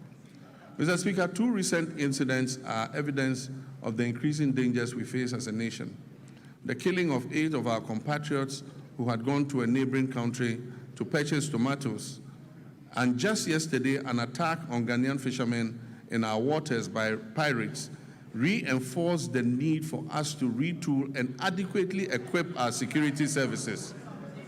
Mr. Speaker, I wish to commend the Ghana Armed Forces for conducting a successful medical evacuation of our injured compatriots from Burkina Faso. I also commend the Ghana Navy and the Ghana Air Force, the National Security Council Secretariat, the Chief of Staff's Operations Team, the MP for Ewutu Senya, the Chief Fisherman and people of Senya Breku for the combined effort that successfully rescued all the stranded 71 fishermen who had been attacked by pirates. I've asked the National Security Coordinator to assist the affected fishermen and replace the stolen outboard motors and fishing gear. Mr. Speaker, the Armed Forces continues to play a key role in containing illegal small-scale mining through the deployment of river guards and support for the National Anti-Illegal Mining Operations Secretariat and assistance to special courts for swift prosecution of offenders. Mr. Speaker, during the year, the Ghana Armed Forces had 2,119 troops with requisite equipment deployed in various peacekeeping missions, reinforcing Ghana's reputation as a dependable and professional contributor to international peacekeeping operations.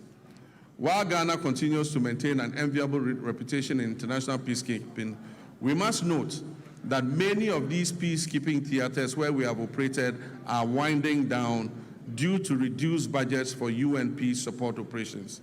And so as our troops return home, we must create opportunities for them to train, to remain active, and stay engaged. Mr. Speaker, beyond peacekeeping operations, Ghana continues to demonstrate its strong commitment to international solidarity, humanitarian assistance, and South-South cooperation. In December 2025, the Ministry of Foreign Affairs, in conjunction with the Ministry of Defense, deployed 54 personnel from our 14 Engineers Brigade to Jamaica to support that country with national reconstruction efforts following the devastation that was caused by Hurricane Melissa, which claimed over 40 lives. In recognition of the scale of the recovery effort and the good work our soldiers were doing in reconstructing the houses in Jamaica, government approved a request from the government of Jamaica asking us to extend the mandate of our soldiers there for another 90 days, which we approved. Mr. Speaker, to further improve operational readiness, the government will continue to invest in vital defense infrastructure and retooling. The construction of a forward operating base at Ezen-Libo, situated along the Western Maritime Corridor, is ongoing. This facility aims to boost maritime surveillance and better protect offshore oil and gas installations. The Northern Border Security Project, initiated to counter terrorism and transnational crime, is advancing decisively. This project constitutes the first line of defense against any infiltration and extremist threats coming from the Sahel, and it would significantly strengthen the surveillance of our northern border. Plans are well advanced to establish 2 new military barracks in Ejumako in the central region and in Dambai in the Oti region to address emerging security concerns and strengthen the presence of the state in these areas. To further support retooling efforts, agreements have been signed to procure and deliver 4 brand new Eurocopter helicopters and 1 jet for the Ghana Air Force, aimed at replacing the aging fleet and modernizing our air capabilities.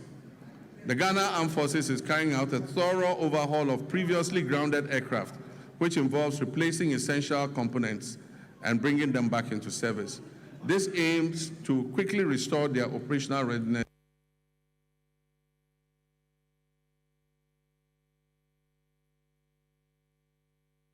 for the Ghana Armed Forces to enhance mobility and boost troop morale. It forms part of a broad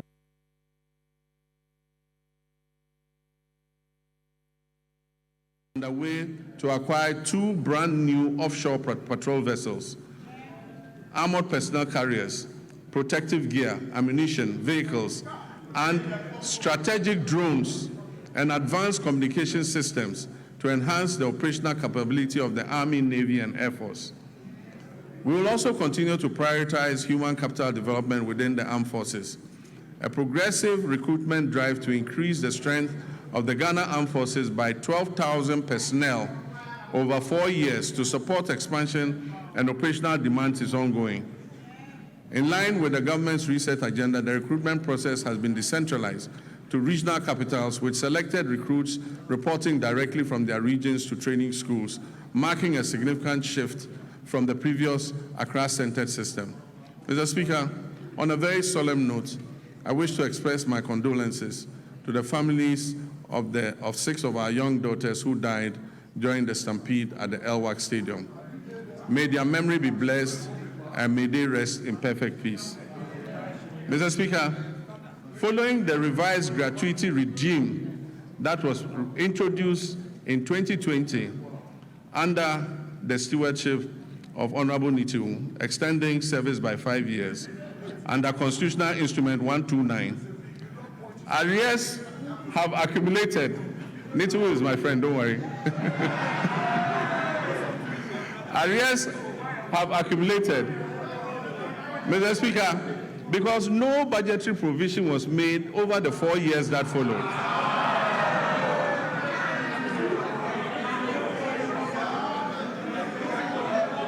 Afenyo, when we all leave politics, I and Nitiwu are going to the same place in the north. You go to Winneba. Don't worry, we are brothers. Mr. Speaker, this has resulted in over 1 billion Ghana cedis owed to approximately 3,000 personnel across all the different ranks. As part of our commitment to fairness and the resolution of long-standing legacy issues, the government will soon commence payments of gratuity arrears under CI 129. Honorable, by the current Military High Command, with the Ministry of Finance and the Ministry of Defense, a structured implementation plan has been agreed upon. This will bring closure to the issue that has been outstanding since 2020, and it will ensure that affected personnel receive their rightful entitlements. Mr. Speaker, the Ghana Police Service has also received 40 armored vehicles and 100 pickup trucks to enhance their operations. Other security agencies such as the Fire, Prisons, Immigration, BNI, and Narcotics Control Commission will also be retooled to enhance their efficiency. Mr. Speaker, let me take this moment to commend the IGP and his men for the recent major successes they are chalking in bringing dangerous criminals to justice. The trust of the Ghanaian people in their police service is rising again, and I urge you to keep up the standard. Mr. Speaker, Ghana's foreign policy remains a central instrument for advancing our national development, for safeguarding our sovereignty, and projecting our values on the global stage. At a time when the global environment is characterized by profound geopolitical shifts, economic uncertainty, climate-related challenges, and evolving security concerns within our sub-region, government has taken deliberate steps to ensure that Ghana's engagement with the world is purposeful, strategic, and responsive to the needs of our people. In this regard, the Ministry of Foreign Affairs has stepped up efforts to align Ghana's external relations with our domestic development priorities. Mr. Speaker, in West Africa, Ghana continues to pursue a policy of good neighborliness, solidarity, and constructive cooperation with all countries in the sub-region. We remain firmly committed to the vision of a peaceful, stable, prosperous, and integrated West Africa, grounded in mutual respect, dialogue, and collective responsibility. Particularly following their withdrawal from the Economic Community of West African States, ECOWAS, Ghana believes that continued dialogue and cooperation are indispensable to regional stability, and that disengagement only deepens our collective vulnerabilities. At the continental level, Ghana continues to play an active, principled, and forward-looking role in advancing the African Union's strategic priorities. Today, Ghana currently holds the following prestigious positions. We are AU champions on reparations. We are AU champions for African financial institutions. And Ghana is also AU champions for African financial institutions. And Ghana is also the AU champion for gender equality and women's empowerment. Mr. Speaker, I'm humbled by my election as the first vice chairperson of the African Union at the 39th ordinary session. At the 39th ordinary session of the AU Assemblies of Heads of State and Government held recently in Addis Ababa, Ethiopia. Mr. Speaker, it is also gratifying to note that my colleague leaders in West Africa have declared me, John Dramani Mahama,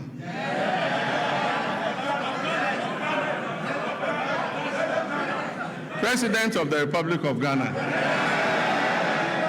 and Commander-in-Chief of the Ghana Opposition. They have declared me unopposed by the grace of God, sole candidate for the position of chairperson of the African Union when the rotating chairmanship returns to West Africa in 2027.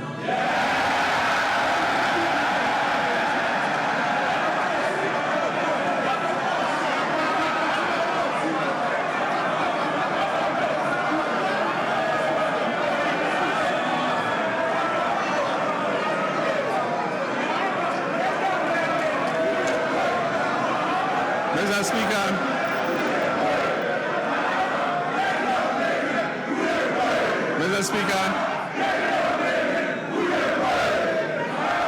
during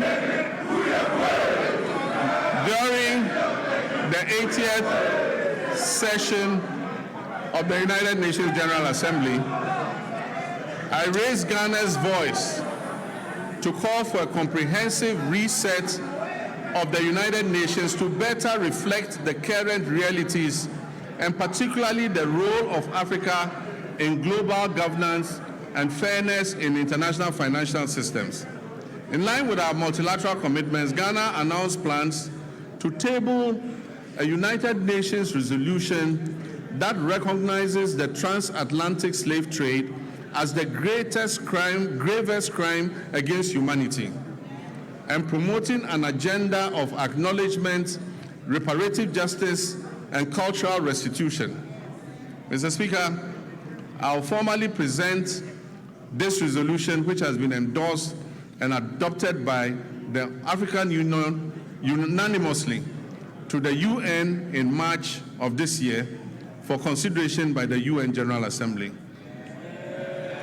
Mr. Speaker, passports have never been easier to acquire than under this regime. Mr. Speaker, the Ministry of Foreign Affairs has established 7 new passport application centers in Upper East, Oti, Ahafo regions, Bono East, Northeast, my own region, Savannah, and the Western North region. Mr. Speaker, with this expansion, all 16 regional capitals now host passport application centers, marking a major milestone in the decentralization of passport services. Mr. Speaker, to address systemic delays, the ministry implemented a 24-hour passport production operation at the head office. This enabled the clearance of an inherited backlog of over 40,000 passport applications. As a result of these reforms, Ghana's passport administration now operates with 0 backlog, guaranteeing passport delivery within 15 working days. If you like, try it. Apply for a new passport. Within 15 days, you will receive your passport.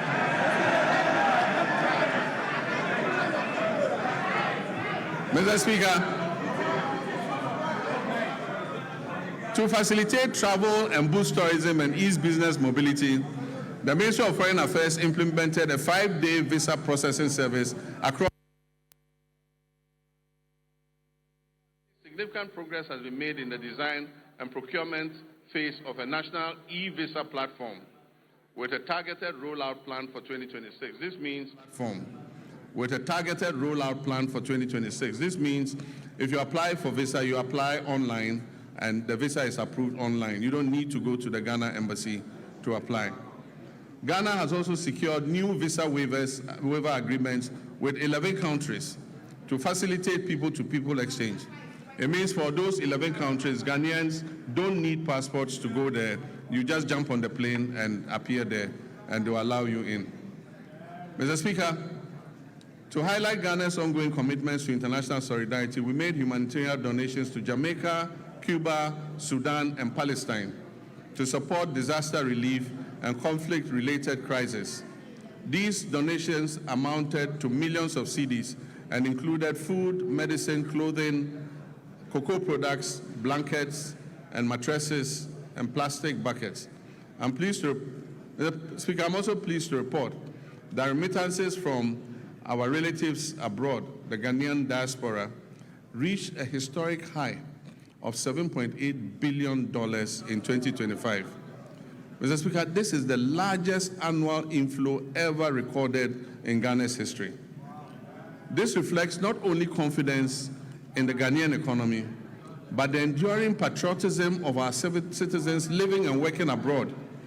Mr. Speaker, these remittances they bring back home support households, they finance education, they build homes, they provide seed money for businesses, and best of all, they stabilize our foreign exchange position. In many respects, our diaspora has become one of the country's most reliable development partners. Without contracts, conditionalities, or fanfare, they are easily one of our most reliable development partners. We must intentionally ensure that citizenship, rather than place of residence, determines one's right to serve the Ghanaian Republic. Ghanaians worldwide who pledge allegiance to this country of theirs and make substantial contributions to its development should not be barred from active participation in public affairs, including the opportunity to hold public office, provided there are appropriate measures to ensure loyalty and accountability. Mr. Speaker, I'm personally in support of the bipartisan bill currently before this House, seeking to address this matter. And it is my hope that it will be passed expeditiously so that our compatriots development and empowerment are at the core of everything we're trying to achieve. We're implementing many policies to develop our youth capacity and to create as many jobs as possible to address the major unemployment problem. All our youth activities and job creation programs are ongoing.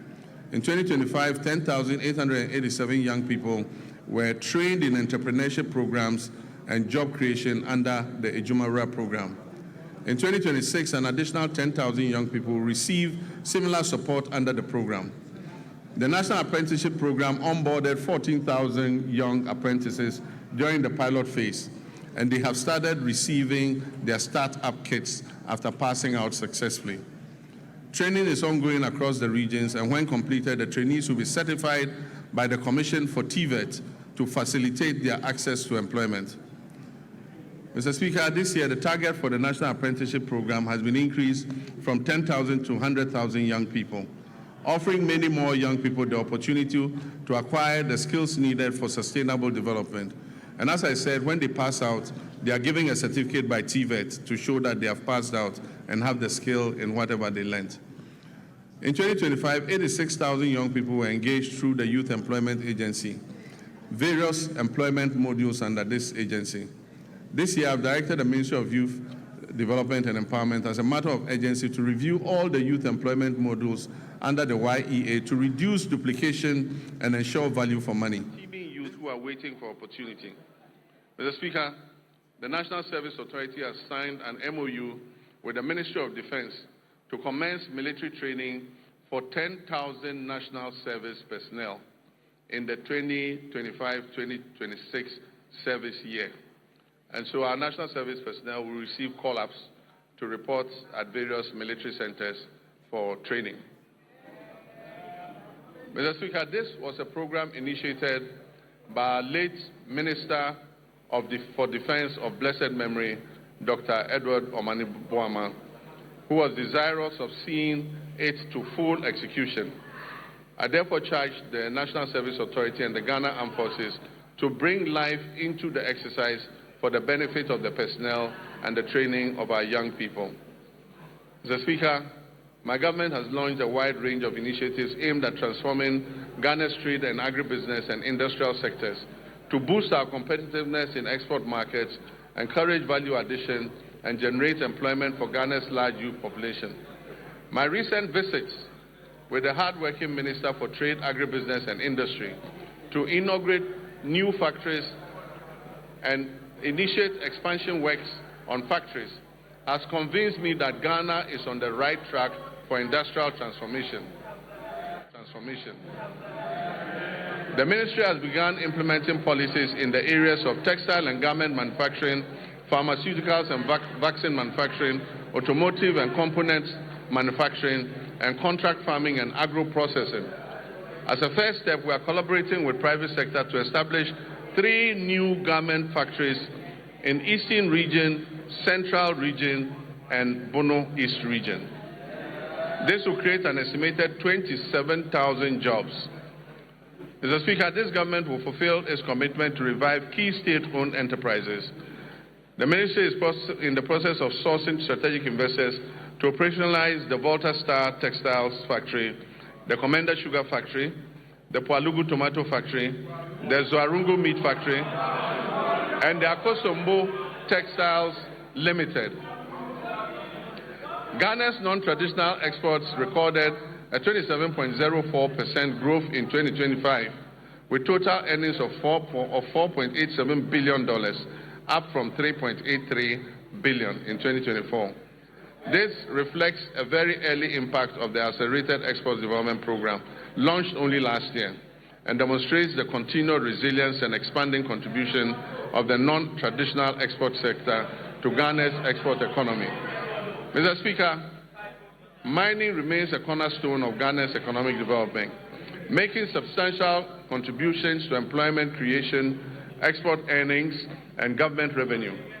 According to the Ghana Statistical Service, the mining and quarrying subsector accounted for 17.4% of the overall 33.8% of industry's share of gross domestic product in 2025.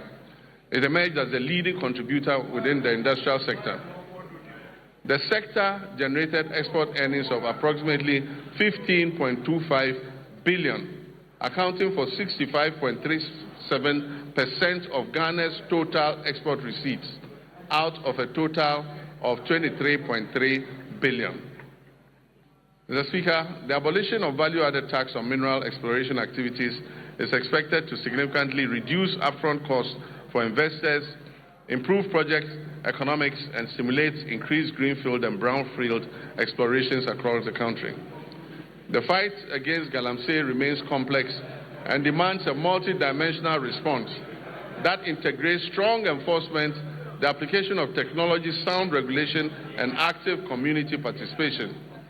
The Ministry of Lands and Natural Resources, in collaboration with the Ministry of Transport and Ghana Revenue Authority and the Ministry of Finance, has registered 1,808 pieces of earth-moving equipment at the ports, of which 1,033 have been fitted with trackers and are being tracked. The protection of our water bodies and forest reserves is ongoing with the deployment of 1,634 blue water guards across Western North, Savannah, Upper West, Bono, Eastern, Ashanti, Central, Volta, and Northern regions. This nationwide deployment aims to strengthen surveillance, improve rapid response, and enhance on-the-ground enforcement against illegal mining activities that threaten critical water bodies, forest ecosystems, and livelihoods. Mr. Speaker, NIMOS will maintain regular coordinated operations across all 21 identified hotspots to prevent re-entry of illegal miners into these reserves. While temporary deployments yielded positive results, they proved insufficient for sustained enforcement. Mr. Speaker, in the works housing and water subsector, these are vital pillars of Ghana's national development, shaping sustainable livelihoods through reliable water supply and affordable housing that enhance citizens' well-being. Sea defense works are ongoing. We've successfully completed works at Commander, Ningo Pram, and Elmina. Together, these 3 projects have protected approximately 15 kilometers of our coastline and safeguarded lives and livelihoods and property. In March 2025, I visited Solakope, Agaveji, and Amutinu in the Ketu South municipality, where tidal waves had displaced thousands of residents. We made a firm commitment to address the devastation. Mr. Speaker, true to that promise, the contractor for the Phase 2 of the Blekusu Coastal Protection Works was awarded the contract, and in August last year, I officially cut short to commence the project. I'm pleased to inform this House that the project is currently 25% complete, and calm has already been restored along the coastline. Notwithstanding these actions, flooding remains a major infrastructural challenge in the country and a top priority for this government. A task force on flooding is in place and coordinating the national mitigation efforts against flooding. Ghana continues to grapple with housing deficits currently estimated at over 1.8 million units. Some significant strides have been made in the housing sector. In line with government's earlier commitments to complete all ongoing housing initiatives, we have successfully concluded the joint venture arrangements which we inherited for the completion of the Saglemi housing project. The Attorney General is reviewing all related documentation to finalize and commence the project. When these projects are finished, it will increase the number of housing stock available. The TDC in Ghana is also steadily advancing work on 800 housing units under the Akron Affordable Housing Project at Tema Community 26. To position TDC Ghana as a key player in Ghana's housing industry, I performed a sword-cutting ceremony last year for what they call the Oxygen City Housing Project in Ho of all places. That project seeks to address Ghana's housing deficit by developing 1,000 affordable housing units.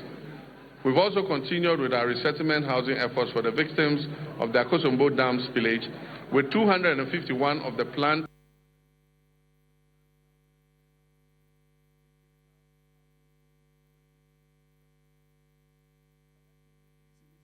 demonstrate governments.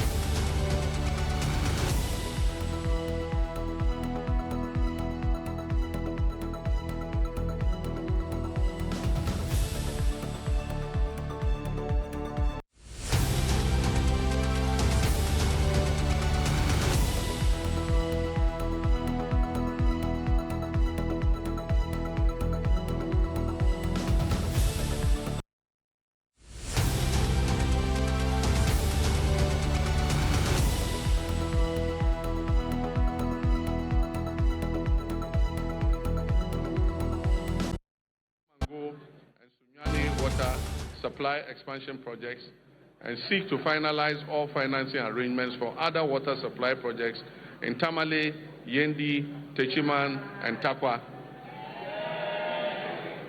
Mr. Speaker, the Danish government has allocated grant support to improve water supply services in low-income and high-density areas in Wa and Bolgatanga, aiming to address water challenges and provide relief to vulnerable populations.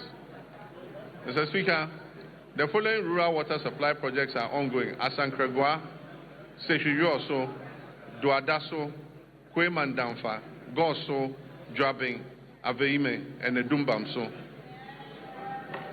To strictly follow the resetting agenda and secure sufficient funding, the Ministry of Finance has allocated 6.3 billion Ghana cedis to the District Assembly's Common Fund. This amount covers 4 quarters of the 2025 fiscal year, and it has been allocated to all 261 metropolitan, municipal, and district assemblies to execute the activities outlined in the medium-term development plans and annual action plans. Mr. Speaker, out of the amount released, a total of 4.3 billion has been dispersed to all MMDAs. The 4th quarter installment is being processed and will be disbursed soon. Mr. Speaker, all members of this House will agree with me. All members of this House will agree with me that the flow of resources to the district assemblies is unprecedented.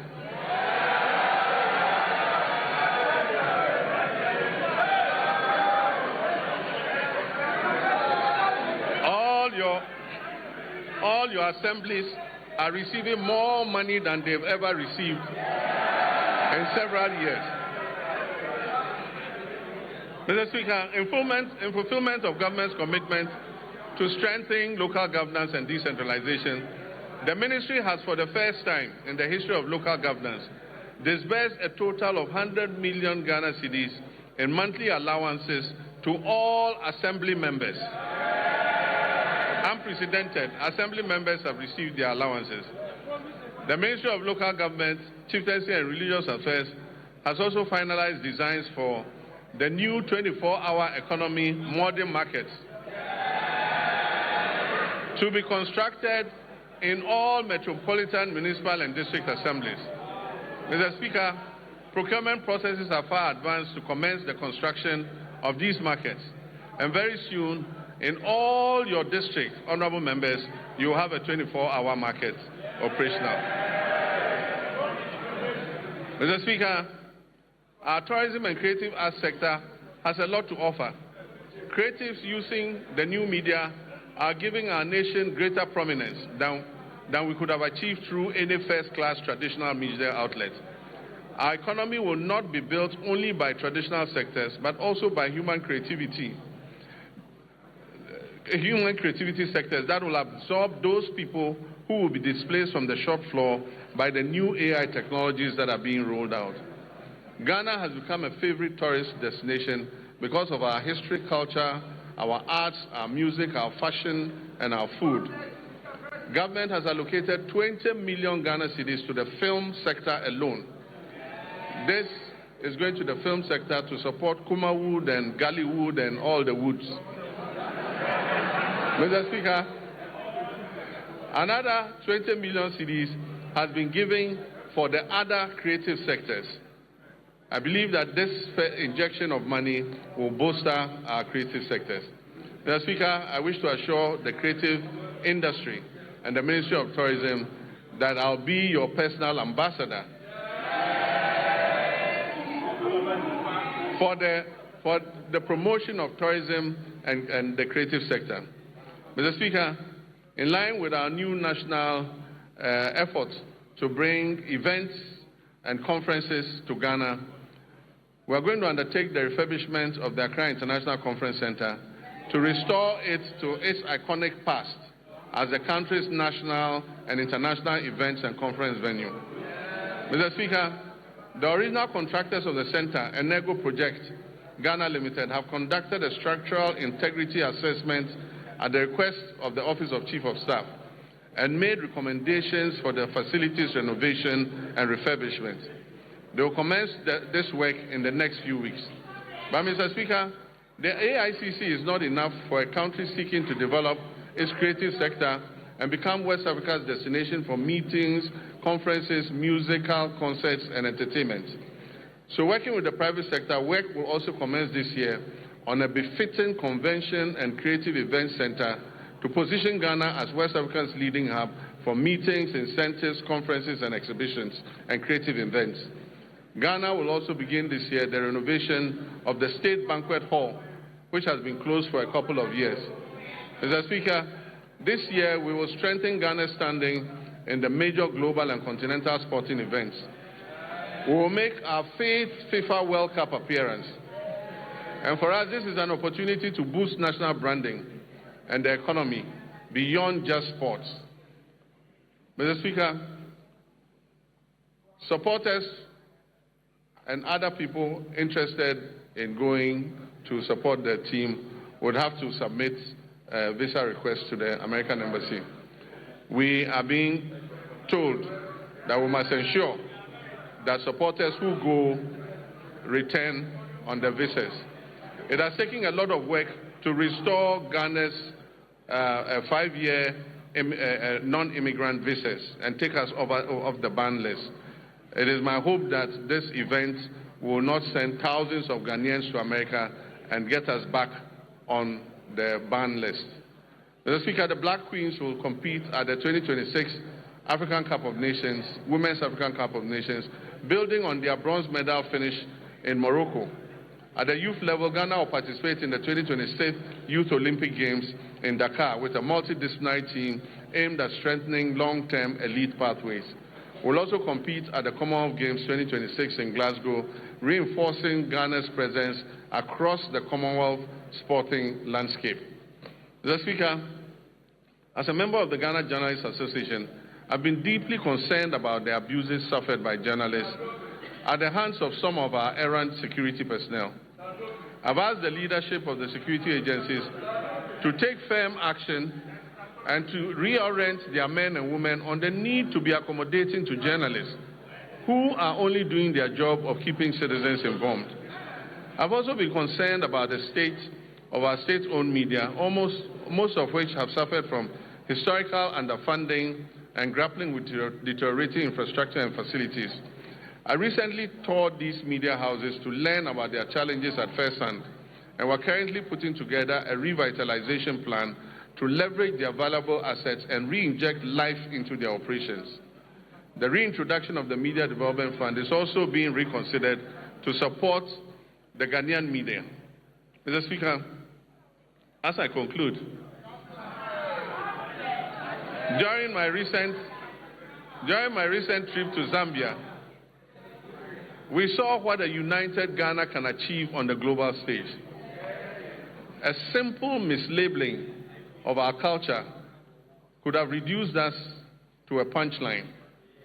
Instead, we moved with speed and confidence. We corrected the record.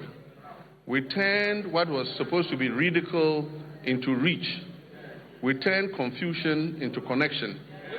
We turned what could have been a negative social media trend into a handshake of friendship with our Zambian brothers and sisters. Mr. Speaker, for most people, that episode was just a fleeting social media frenzy. Yet it served a greater purpose. It showed a nation that understands its brand equity. It showed citizens aligned around a common identity. It showed a country that knows who we are and refuses to be defined by others. But let us be honest, unity in moments of cultural pride has proved easier than unity in moments of political disagreement.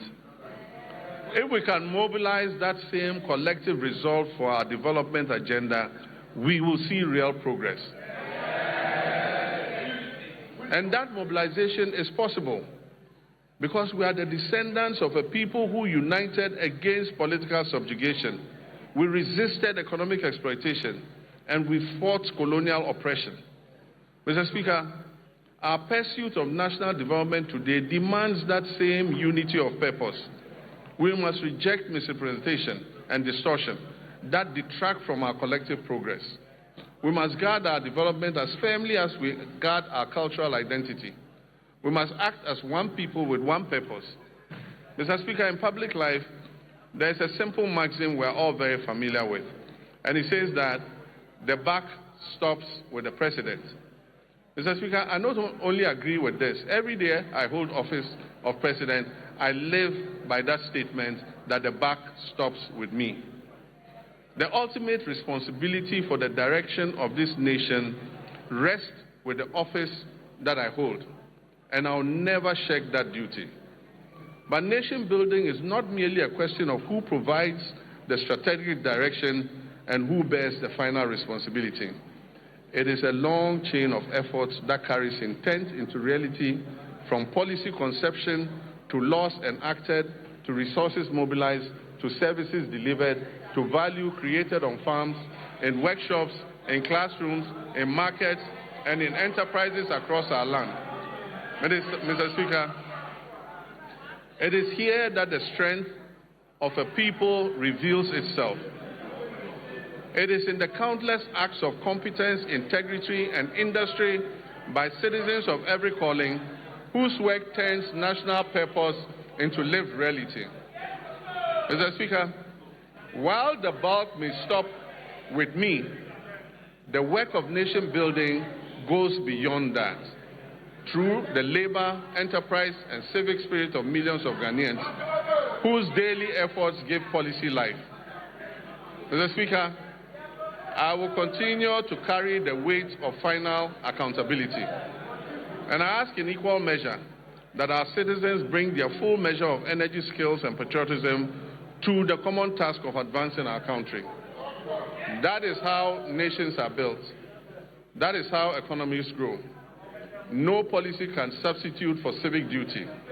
No program can replace the quiet discipline with which millions of Ghanaians sustain their families, serve their communities, and carry this republic forward each day. Mr. Speaker, we are sometimes tempted to judge our nation only by our failures and our difficulties. But the country is not defined solely by its difficulties. It is defined by the choices its people make in response to those difficulties. Repeatedly through our history, Ghanaians have chosen steadiness over despair, cooperation over division, and purpose over cynicism. That is the deeper strength on which our future rests. We faced testing moments before, and we have overcome them. We've gone periods of economic strain, transitions that have demanded much from our citizens and our public servants alike. And Mr. Speaker, there's an African proverb that says, however long the night is, the dawn will break. Mr. Speaker, the dawn is breaking for Ghana. The moment we are in requires not only endurance but also action. It reminds us that renewal belongs to those who prepare for the morning while others still speak of and look back at the darkness.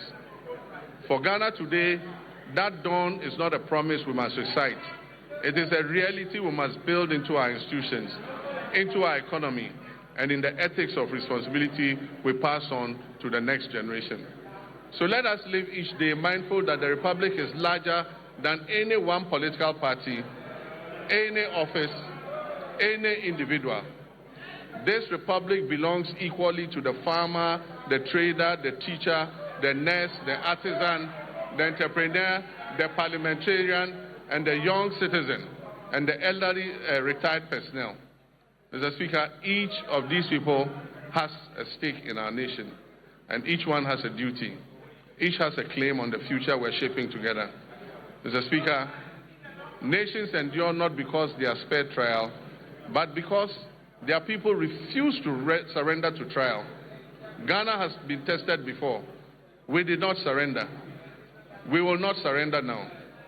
And so with gratitude for how far we have come and with the resolve for the work ahead, I say, Mr. Speaker, the state of our nation is resilient, the state of our nation is renewing, and our nation is firmly in the hands of its people. Our nation is on the brink of takeoff, and so, ladies and gentlemen, passengers, fasten your seatbelts. I thank you for your attention.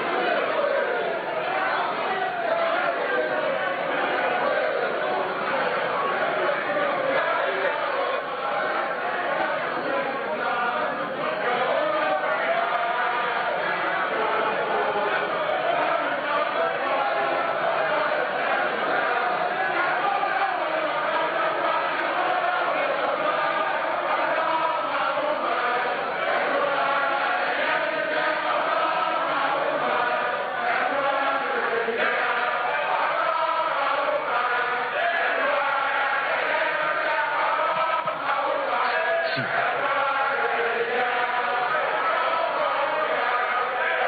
Honorable members,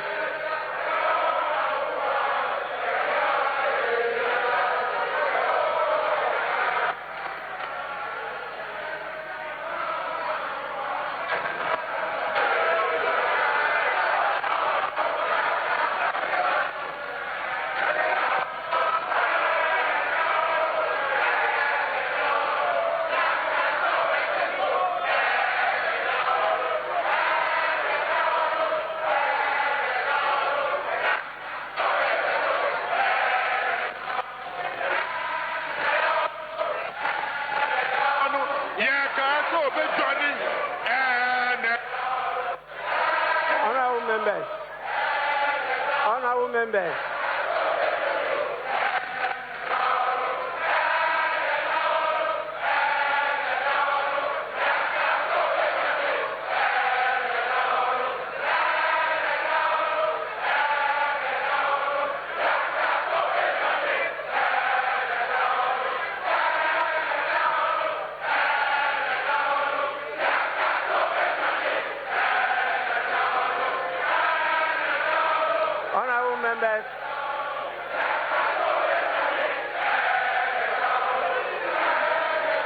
honorable members,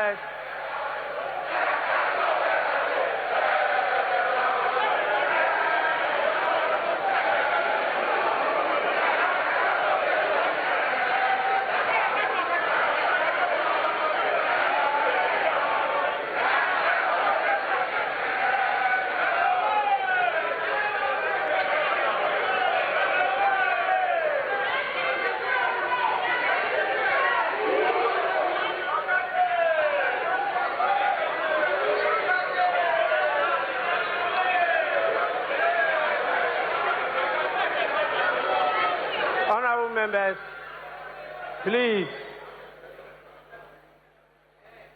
Honorable members, you know we are in this together, and you understand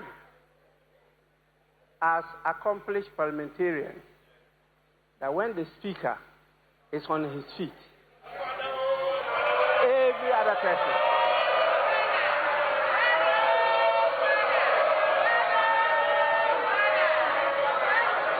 please, you don't only resume your seat, but you also keep silent. Honorable members, before I convey the gratitude of the House to His Excellency the President for the message, permit me to acknowledge some more senior patriots who are with us here today. We have the leader of the People's National Convention in the person of Bernard Mona. We also have the leader of the All People's Congress, APC, in the person of Hassan Abdullahi Ayaraga. And we have my senior brother, the former flag bearer of the Convention People's Party, Ivor Robina Greenstreet, also with us here. Please, you are all warmly welcome. Honorable members, in accordance with Standing Order 72, Rule 4, I convey to His Excellency, the President of the Republic of Ghana, the gratitude of the House for the address. Honorable members, again, in accordance with the practice of this House, a formal communication will be forwarded to His Excellency the President after the House has thoroughly debated this message. So His Excellency will hear from us.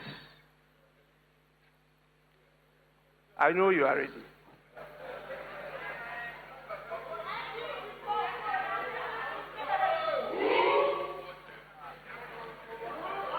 Honorable members,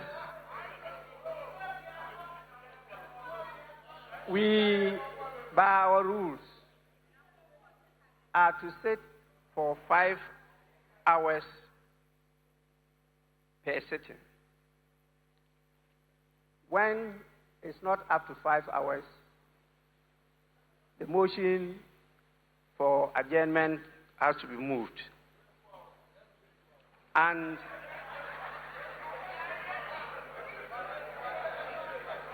here we are. We have spent a lot of time, but not yet 5 hours. And so I'll have to call on the leaders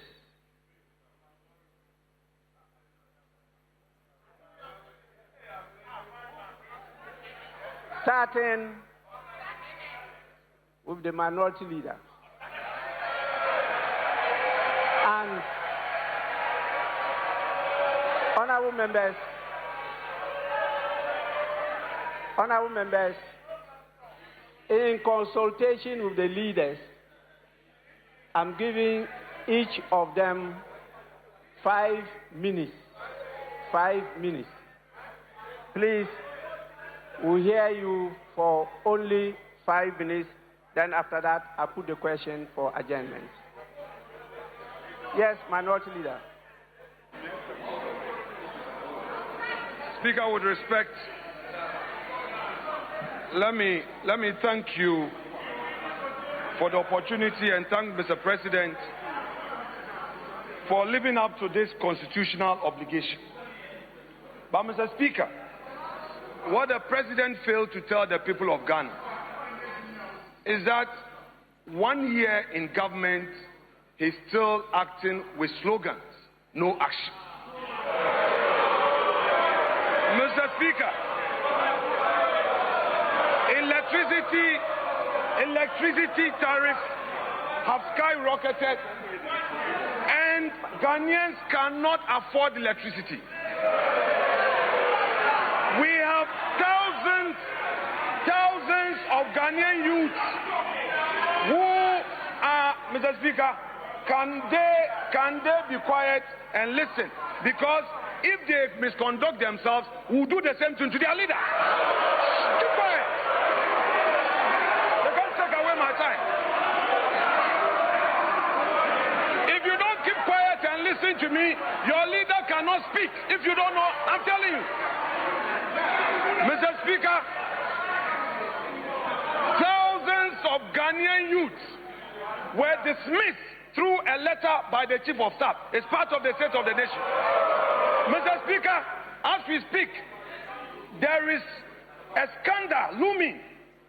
Security services recruitment, TribeNet, we know who brought that company to the ministry. Kama has a way. And we, the minority, will pursue the person and make sure there's full disclosure. Mr. Speaker, the cocoa farmers, they have reduced producer price and Erikopoku cannot be found. They don't care about cocoa farmers and they are here telling us inflation, macroeconomics is ready. Macroeconomics is ready. Mr. Speaker, Galamsey continues, Ghanaians continue to suffer under this Galamsey hardship. And we expect concrete action to be taken on Galamsey. Mr. Speaker, to conclude, our elders say, give credit where credit is due. Mr. President is telling us today that some gains have been made. Those gains through this gold for reserve. Mr. Speaker, the gold for reserve policy, what they have failed to tell Ghanaians is that the Bawumia that they attacked, Mr. Speaker, the Bawumia that they attacked tax is the brainchild of this policy. Mr. Speaker, I would want to urge the government, give to Bawumia what belongs to Bawumia.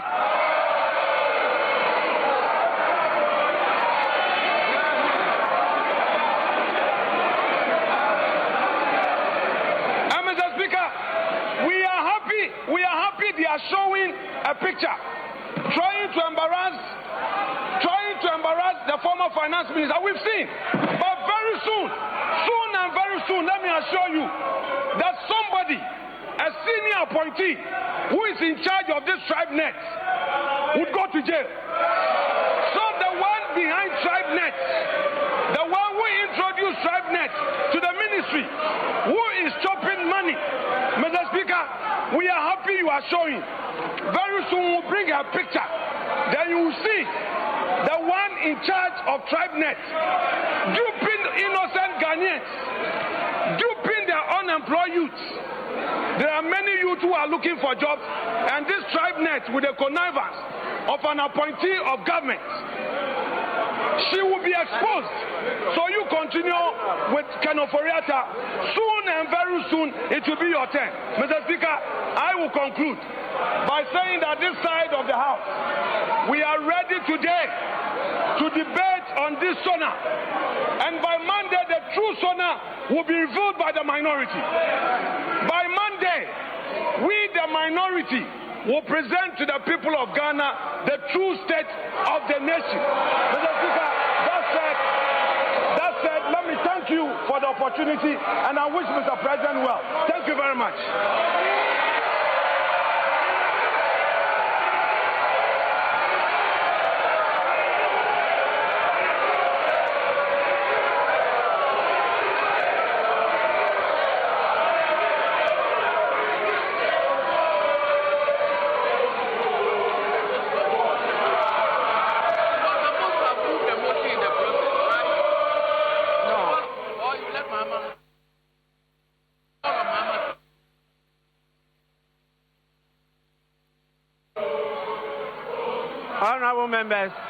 Honorable members, please. Honorable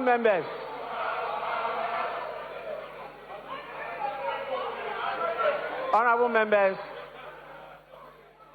let's now listen to the majority leader. 5 minutes. 5 minutes.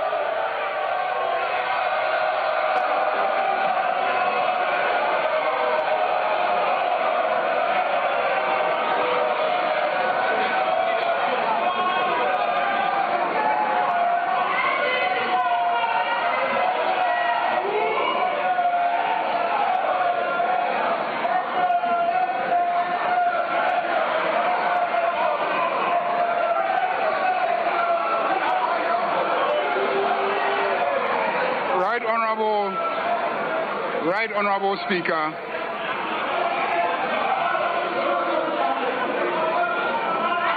on behalf of my colleagues in this House, we want to thank His Excellency, President John Dramani Mahama, for his excellent leadership.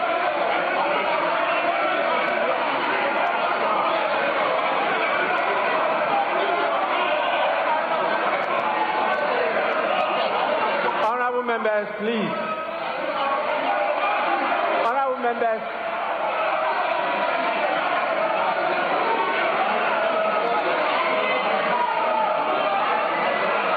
Honorable members, please.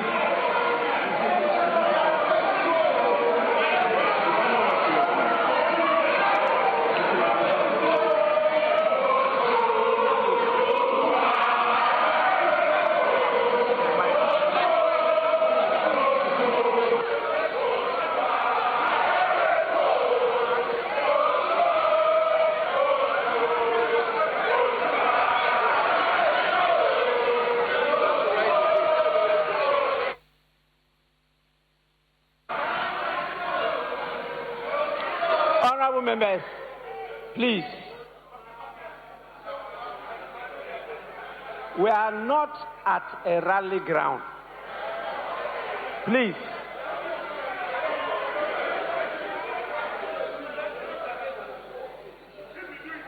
You must know that this House has the power to terminate, yes, by law, the membership of a member of parliament.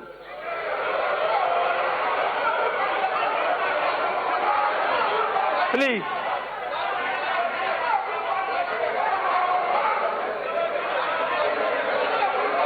This is just a reminder to all of you. Again, this is a reminder to all of you.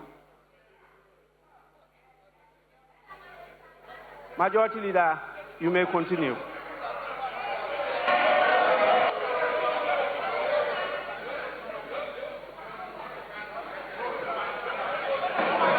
I want to thank His Excellency, the President John Dramani Mahama, for his leadership.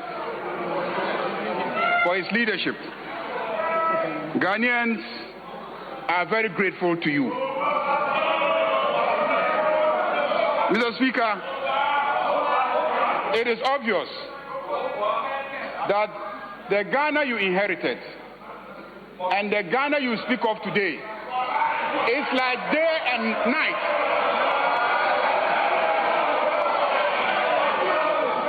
The Ghana you inherited is as dark as the dark dresses that they are wearing on the other side.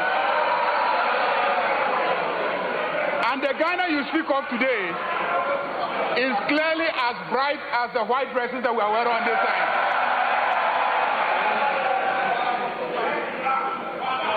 Mr. Speaker, clearly everything that you have said here is true. Mr. Speaker, Honorable Afenyo Makin will attest to that. He will attest to the fact that the big push is pushing through Winneba steadily.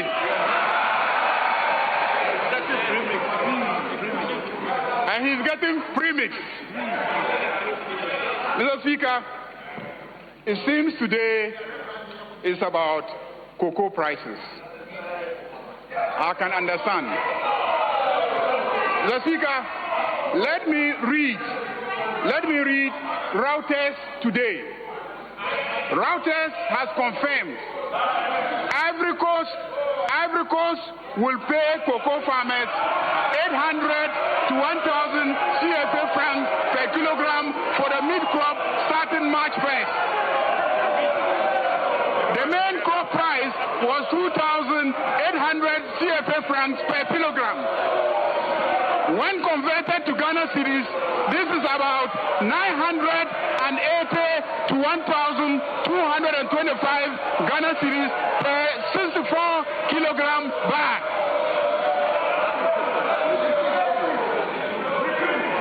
Mr. Speaker, Ivory Coast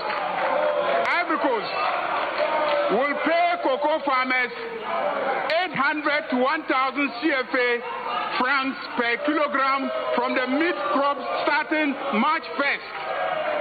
The main crop price was 2,800 CFA francs per kilogram. When converted to Ghana cedis, this is about 980 to 1,225 per 64 kilogram bag. In Ghana, farmers are paid 2,587 per 64 kilogram bag, which is more than twice the price in Ivory Coast. This is confirmed this morning by Reuters.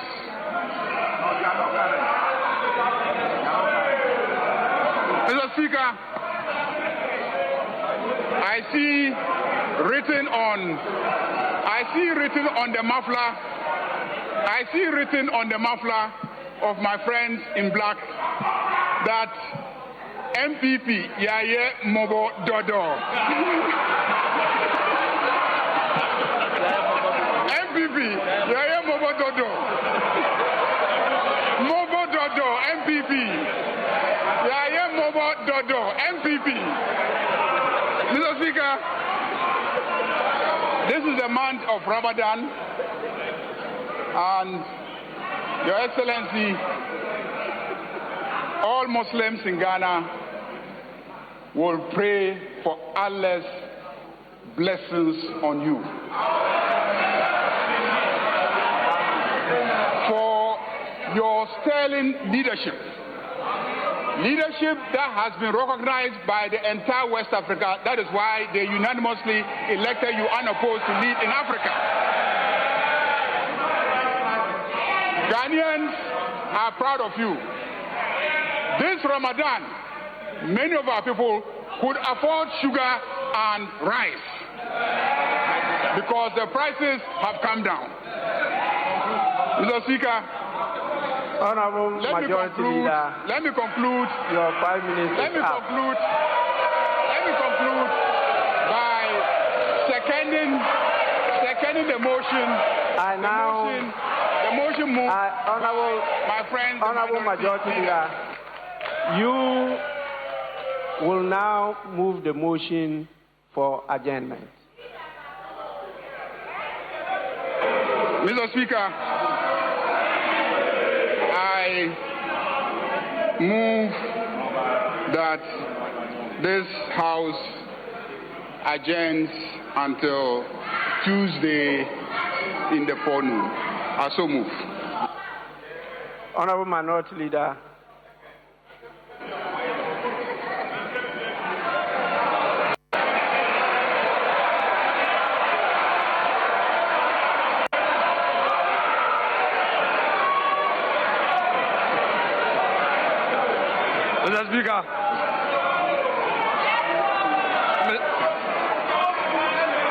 Mr. Speaker, much as we are willing to work,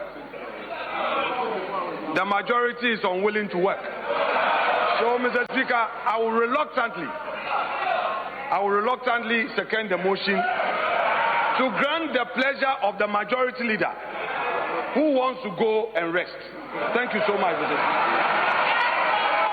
Honorable members, the motion has been moved and seconded. And the question is, as many as are in favor of adjournment, say aye. As many as are against, say no. Honorable members, clearly the ayes have it. The House is accordingly adjourned till Tuesday, 3rd March 2026 at 2 p.m. The House is adjourned.